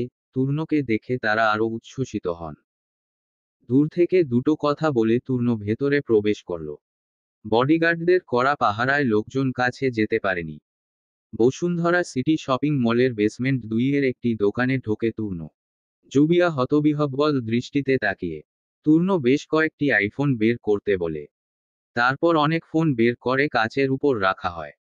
সবগুলোর মধ্য থেকে তূর্ণ জুবিয়ার জন্য একটি ফোন বেছে নিল। তখন তা জুবিয়ার দিকে বাড়িয়ে দিয়ে বলল, পছন্দ হয় নাকি আমি আরেকটা দেখব? জুবিয়া ইতস্তত করে বলল, এই ফোনের দাম বেশি। আমার মোবাইল ঠিকঠাক কাজ করছে। এত দামি ফোনের দরকার নেই। নরম সুরে বলল তূর্ণ, আমি সিদ্ধান্ত নেব তোমার কি দরকার আর কি লাগবে না। তুমি শুধু বল তোমার পছন্দ হয়েছে কিনা। জুবিয়া এখনো ইতস্তত করছে। তূর্ণ এগোলো। জুবিয়া এক হাত মুঠোয় নিয়ে বলল, আমি প্রতিদিন তোমাকে ফলো করতাম। তুমি কখন, কোথায়, কি করেছো সেদিকে নজর রেখেছি। তুমি যখন তোমার ফোনটি কিনছিলে তখন আমি বাইরে থেকে দেখছিলাম। তখন সারা দোকানের ফোন তোমাকে কিনে দিতে ইচ্ছা করছিল কিন্তু উপায় ছিল না তখন। এখন আমার সেই অধিকার আছে। জুবিয়া, তুমি আমার বউ। পৃথিবীর সব সুখ তোমার পায়ের কাছে নিয়ে আসবো শুধু তোমার জন্য। জুবিয়া কোনো জবাব দিল না। মুখ তুলে একবার তাকালো ও না সে। তূর্ণ ফোনটা কিনে জুবিয়ার হাতে দিল। তারপর একটা কল এলো আর সঙ্গে সঙ্গে তূর্ণ দোকান থেকে একটু বেরিয়ে গেল। জুবিয়া মাথা তুলে তাকে মুগ্ধ দৃষ্টিতে দেখছে। সেহরিশ ফোন করেছে। তূর্ণ তাকে সব বুঝিয়ে বলল। তার না যাওয়ার কারণ শুনে সেহরিশ রাগ করল না। শান্ত কণ্ঠে বলল, কালকের ফ্লাইট মিস করবি না। তূর্ণ হতভম্ব। তূর্ণ যাবে না শুনে ওর রেগে যাবার কথা, কিন্তু শান্ত গলায় কথা শেষ করে কল কেটে দিল। সেহরিশের এত পরিবর্তন কার জন্য? ভাবল তূর্ণ। সেহরিশ নিচতলা থেকে দ্বিতীয় তলায় এলো। তারপর ভ্রুকুটি করে রুমের ভেতর তাকালো। ঘরের প্রতিটি কোণে চোখ বুলিয়ে নিল সে। রোদেলা রুমে নেই। সেহরিশের ভেতরটা কেঁপে উঠল হঠাৎ। এই সময় রোদেলা কোথায় গেল? সেহরিশ দ্রুত বাথরুমে গিয়ে দেখল রোদেলা সেখানেও নেই। 2 আঙুল দিয়ে মাথা চুলকাতে লাগলো। চুলে বিলি কাটতে কাটতে হঠাৎ জোজোর কথা মনে পড়ল তার। অমনি বারান্দায় হেঁটে গিয়ে দেখল রোদেলা জোজোর সঙ্গে বসে আছে। জোজো গুটিসুটি মেরে বসে রোদেলার কথা শুনছে। সেহরিশ নিচে নেমে এলো। রোদেলার পাশে বসল। তারপর স্পষ্ট কণ্ঠে সুধল, জোজোকে নিয়ে চিন্তিত খুব। রোদেলা উপর নিচ মাথা নেড়ে বলল, হুম, দূরদেশে গিয়ে ওকে আর দেখতে পাবো না। রোদেলার গলা ভেঙ্গে যাচ্ছে। ভিতর থেকে উপচে পড়া কান্না গিলে ফেলার চেষ্টা করল সে। তখন সেহরিশের আওয়াজ শুনে থেমে গেল রোদেলা। সেহরিশ বলল, তুমি রেডি হও, গ্রাম থেকে বের হওয়ার সময় তোমার মামা মামির সঙ্গে দেখা করে যাব। আর মামার বাড়িতে জোজোকে সাথে নিয়ে যাব। আমরা চলে যাওয়ার পর তুহিন ওকে এই বাড়িতে ফিরিয়ে আনবে। রোদেলা নিশ্চুপে চলে গেল। সেহরিশ জোজোর দিকে তাকিয়ে দেখল তার চোখ দিয়ে জল পড়ছে। সেহরিশ একটু ঝুঁকে পড়ল। জোজোর মাথায় হাত রাখতেই সে চোখ বন্ধ করল। সেহরিশ জোজোকে সঙ্গে নিয়ে বাড়ির উত্তর পাশে বিশাল নদীর দিকে হাঁটতে হাঁটতে এসে থামল। জোজো প্রশ্নবিদ্ধ চোখে সেহরিশের দিকে তাকায়। হয়তো সে কিছু জিজ্ঞেস করতে চায়। সেহরিশ তার সামনে হাঁটু গেড়ে বসে আস্তে করে বলল, আমি হ্রদকে সযতনে আগলে রাখব। আমি থাকতে তার কোনো ক্ষতি হবে না। রাস্তার দুপাশে গাছগাছালি আর পাখির কিচিরমিচির সঙ্গে গ্রামীণ পরিবেশের ছোঁয়া সেহরিশের হৃদয় কেড়ে নিয়েছিল। পুকুরের জল সূর্যের আলোয় ঝলমল করছে। সেহরিশ এই পথে হাঁটতে থাকে ও তার সঙ্গে সঙ্গী হয়েছে জোজো। মেঘসূর্যের লুকোচুরিতে আজ সূর্য হেরে গেল আর বাতাসে আর্দ্রতা অনেক। মাঝে মাঝে ঠান্ডা বাতাসে শরীর খুব আরাম বোধ করছে সেহরিশ। মহাসড়কের পাশে অনেক গরু অবাধে চলে যাচ্ছে। চারপাশে সবুজের সমারোহ। বাতাসে গাছের পাতা দুলছে। দেখে মনে শিহরণ জাগে। রাস্তার পাশ থেকে একটা গাছের সুন্দর ডাল তুলে নিল সেহরিশ। এখনো জোজো তাকে চুপচাপ দেখছে। দুইবার উল্টো রাস্তা পার হয়ে ওপার থেকে ঘুরে এলো সে। হঠাৎ সেহরিশের মনে খচখচানি কাজ করছে। এখানে আর থাকতে পারবে না, বাড়ি যেতে হবে। নদীর পার থেকে যেতে হাঁটতে লাগলো। আজ সকালের সূর্য তেমন উজ্জ্বল নয়। রাস্তায় নামতেই দুই পাশ দিয়ে মালামাল ভরা দুটি ভ্যান চলে গেল। হঠাৎ করে 2-4 ফোঁটা বৃষ্টি পড়ছে। অবশ্য ভিজিয়ে দেওয়ার মতো নয়। পথের দুই পাশের দখল আবার তালগাছের কাছে চলে গেছে। অল্প এগিয়েই চৌধুরী বাড়ির ফটক। দুজন দারোয়ান আছে গেটে। বাড়ির সামনে আসতেই জোজোর বিরতিহীন ঘেউ ঘেউ শুরু হলো। একজন দারোয়ান এগিয়ে এলো। তিনি জোজোর গলার বেল্ট ধরে তাকে নিয়ে গেল। সদর দরজা খুললেন ফারিয়া বেগম। ছেলেকে দেখে দুই হাত দিয়ে গাল ছুলেন। তারপর ঠোঁটে হাসি দিয়ে বললেন, এই অসময়ে কোথায় গিয়েছিলি বাবা? একটু পরেই তো চলে যাবি। সেহরিশ মৃদুস্বরে জবাব দিল, আমি জোজোকে নিয়ে বাইরে গিয়েছিলাম, মা। আর আমি এখনই চলে যাব। গ্রাম থেকে আমাদের গাজীপুর যেতে হবে, তারপর সেখান থেকে আবার এয়ারপোর্টে যেতে হবে। অনেক সময়ের ব্যাপার, মা। শুধু আফসোস আরুষির সাথে দেখা হয়নি। সেহরিশ জিজ্ঞেস করল, বড় ভাই আর বাবা কোথায়? ফারিয়া বেগম বললেন, তোর বাবা ঘরে আছেন আর সোহান তুই চলে যাবি বলে বাজারে গেছে। অনেকক্ষণ মারিয়াকে দেখিনি। ও কি এত তাড়াতাড়ি ঘুম থেকে উঠবে? ঘুমাচ্ছে। সেহরিশ দুটো সিঁড়ি ভেঙে উঠল। তারপর মুখ ঘুরিয়ে মায়ের দিকে তাকিয়ে বলল, ওকে একটু জাগাও। দেখা করে না গেলে পরে কান্না করবে। হঠাৎ ফোনটা বেজে উঠল। সেহরিশের পা থেমে গেল।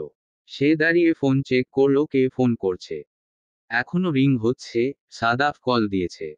সেহরিশ কল ধরল না। কিছুক্ষণ পর কল কেটে গেল। সেহরিশ রুমে যাবার জন্য আবারও হাঁটা শুরু করে আর সঙ্গে মেসেজ টাইপ করছে। সাদাফকে মেসেজ পাঠালো। ফোন করার কারণ জানতে চাইল সে। সাদাফ কপালে 2 আঙুল দিয়ে বসে আছে। ফোনটা ফেলে দিতে ইচ্ছে করছে তার। কল রিসিভ না করে কল কেটে যাওয়ার পর আবার কল দেওয়ার কারণ জানতে চাচ্ছে। প্রচণ্ড বিরক্তিতে সাদাফের কপালে 4 ভাঁজ পড়ল। দ্রুত টাইপ করল, কখন ফিরবি? সেহরিশ উত্তর দিল, আমরা কিছুক্ষণের মধ্যে বের হব। সাদাফ ফোনটা সাইড করে রেখে দিল। সেহরিশ ফোন হাতে রেখে দরজার সামনে এসে দাঁড়ালো। বেখেয়ালি ভাবে দরজা ঠেলে ঢুকতে নিল সে। আচমকা দু চোখ বর্ষর হয়ে গেল তার। রোদেলা রুমের মাঝখানে দাঁড়িয়ে আছে। সে শাড়ি পরার চেষ্টা করছে। শাড়ির আঁচলটা মেঝেতে পড়ে আছে। রোদেলা মাথা নিচু করে নিখুঁতভাবে 2 হাতে শাড়ির কুচি দিচ্ছে। খোলা চুলগুলো বারবার সামনে চলে আসছে। তারপরও বিরক্ত না হয়ে রোদেলা কানের পেছনে চুলগুলো আলতো করে গুজে দিল, এরপর আবার শাড়ির কুচি দিতে লাগলো সে। সেহরিশ বিভ্রান্তিতে দাঁড়িয়ে আছে। তার হৃদস্পন্দন দ্রুত গতিতে ছুটছে, বুকের মাঝে ধুকধুক করছে, মস্তিষ্ক অসাড় হয়ে যাচ্ছে। সেহরিশের হাত অস্বাভাবিকভাবে কাঁপছে, রোদেলাকে নিবিড়ভাবে দেখতে লাগলো সে। শুকনো ঢোক গিলে ফেলল আচমকা। মুহূর্তের মধ্যে বুকটা ভারী হয়ে গেল তার। একটা ভারী নিঃশ্বাস ফেলে সেহরিশ সঙ্গে সঙ্গে দরজার সামনে সরে দাঁড়ালো সেহরিশ। এক ফোঁটা সেজ্জল কপাল বেয়ে পড়ল। সেহরিশ তার তর্জনী দিয়ে আলতো করে মুছে নিল। এখনো বুকের মধ্যে ধরফ্রি করছে। ডান হাত বুকে রেখে সেহরিশ একটা দীর্ঘ নিঃশ্বাস নিল। হুইল চেয়ারে বসে আছেন শফিকুল চৌধুরী। বাড়ির সবাই মিলে ড্রয়িং রুমে দাঁড়িয়ে আছে। সবাই সেহরিশ আর রোদেলাকে বিদায় জানায়। মারিয়া সোফায় বসে আছে, মনমরা হয়। সেহরিশ তার সাথে কথা বলল, তারপর মারিয়া হেসে তাকে জড়িয়ে ধরল। সেহরিশ তার ভাইভাবি ও মায়ের সাথে কথা শেষ করে কিছুক্ষণ দাঁড়িয়ে থেকে শফিকুল চৌধুরীর দিকে এগিয়ে গেল। একটু নত হয়ে মৃদু স্বরে বলল, বাবা। হঠাৎ মুখ তুলে তাকালেন শফিকুল চৌধুরী। উনি দ্বিধাগ্রস্ত। ভাবলেন বয়স হয়েছে তাই হয়তো তিনি কানে বেশি শুনেছে। চশমার আড়ালে তার চোখ দুটো ছলছল করছে। সেহরিশ হাঁটু ভাঁজ করে বসে গেল। বাবার দুহাত তার মুঠোয় নিয়ে পূর্বের চেয়ে কোমল গলায় বলল, বাবা, বছরের পর বছর ধরে আমি তোমাকে অনেক কষ্ট দিয়েছি।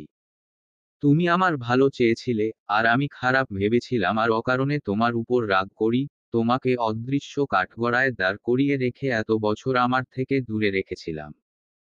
যখন বাস্তবতা বুঝলাম আমি তোমার সাথে কথা বলতে চাই, কিন্তু তখন নিজেকে অপরাধী মনে হয়। ইচ্ছা থাকলেও কথা বলতে পারলাম না। সময়ের সাথে সাথে আমাদের মধ্যে এক বিশাল প্রাচীর তৈরি হয়ে যায়। বাবা, বাবা, আমাকে ক্ষমা করো। তোমার দুঃসময়ে তোমার পাশে থাকতে পারিনি। এক হাতে চশমা খুললেন শফিকুল চৌধুরী। ছেলেকে জড়িয়ে ধরে কাঁদলেন। সেহরিশ ছোট বাচ্চার মতো চুপ করে রইল। শফিকুল চৌধুরী দুই হাত দিয়ে সেহরিশের চুল ও পিঠে বুলিয়ে দিতে লাগল। তারপর নিচু গলায় বললেন, আমার ছেলে, আমার 7 রাজার ধন। আমি কি তোর উপর রাগ করে থাকতে পারি? তুই আমাকে বাবা বলে ডাকলি, আমার হৃদয় জুড়িয়ে গেছে। এতগুলো বছর আমার চোখের সামনে সোহান আর আরুষি ছিল, তারা আমাকে সবসময় বাবা বাবা বলে ডাকত, কিন্তু তবুও আমার মনে খচখচ করত। মনে হতো আমার ছোট ছেলে নেই, সে থাকলে এমন করে সেও আমাকে বাবা বলে ডাকত। আমি সব সময় তোর শূন্যতা অনুভব করেছি, বাবা। তুই আমার ছেলে, তুই আমার ছেলে। আবার বাবাকে ডাক শুনে আমার কান জুড়াই। রোদেলা কিছুটা দূরে দাঁড়িয়ে তর্জনী দিয়ে চোখ মুছল। ফারিয়া বেগম তার দিকে এগিয়ে গেলেন। রোদেলাকে এক হাতে ধরে কপালে আলতো করে চুমু খেলেন। তারপর আস্তে করে বললেন, খুব খুশি হও মা। পুতুল বেগম খাবার নিয়ে এলেন। তাকে আসতে দেখে জোজো গুটিসুটি মেরে রোদেলার পাশে বসল। পুতুল বেগম জোজোকে পছন্দ করতেন না, সুযোগ পেলেই তাকে ধমকাতেন। রোদেলা জোজোর মাথায় হাত রাখে, জোজো ফ্যালফ্যাল চোখে রোদেলার দিকে তাকায়। রোদেলার পাশে বসেছেন পুতুল বেগম। তারপর রোদেলার মাথায় হাত রেখে নিচু গলায় বললেন, আমি তোর উপর অনেক অন্যায় করছি মা। তোর এই মামিকে মাফ করে দিস। রোদেলা বিস্মিত গলায় বলল, তুমি এভাবে বলো না মামি। আমি তোমার উপর রাগ করিনি। তুমি আমার বড়, আমার কাছে ক্ষমা চেয়ে আমাকে ছোট করো না। সেহরিশের পাশে বসে আছে মাসুদ মিয়া। সেহরিশ গম্ভীর মনে বসে আছে। মাসুদ মিয়া জোরে নিঃশ্বাস ফেলে বললেন, বাবা, এটা তোমার সাথে আমার দ্বিতীয় দেখা। তুমি আমার মেয়েকে নিয়ে বাইরে যাচ্ছ। এখন সে তোমার স্ত্রী, তুমি তার সাথে যা খুশি করতে পারো। তোমার কাছে একটাই অনুরোধ বাবা, খেয়াল রেখো ওর। এইটুকু জীবনেও অনেক কষ্ট পেয়েছে। তুমি এখন তার একমাত্র নিজের মানুষ। তোমরা যেখানে থাকো সেখানেই ভালো থেকো। সময় পেলে আমাদের সাথে একটু কথা বলিও। তাতেই আমরা খুশি হব। সেহরিশ মাসুদ মিয়ার দিকে তাকিয়ে মৃদু স্বরে বলল, সে এখন আমার দায়িত্ব। আমার অর্ধাঙ্গিনী, তার কল্যাণ এবং তার সমস্ত দায়িত্ব আমার। রোদ আমার প্রথম অগ্রাধিকার। চলবে। গল্প, আশিয়ানা। লেখনীতে শারমিন আক্তার বর্ষা। দ্বিতীয় সিজন।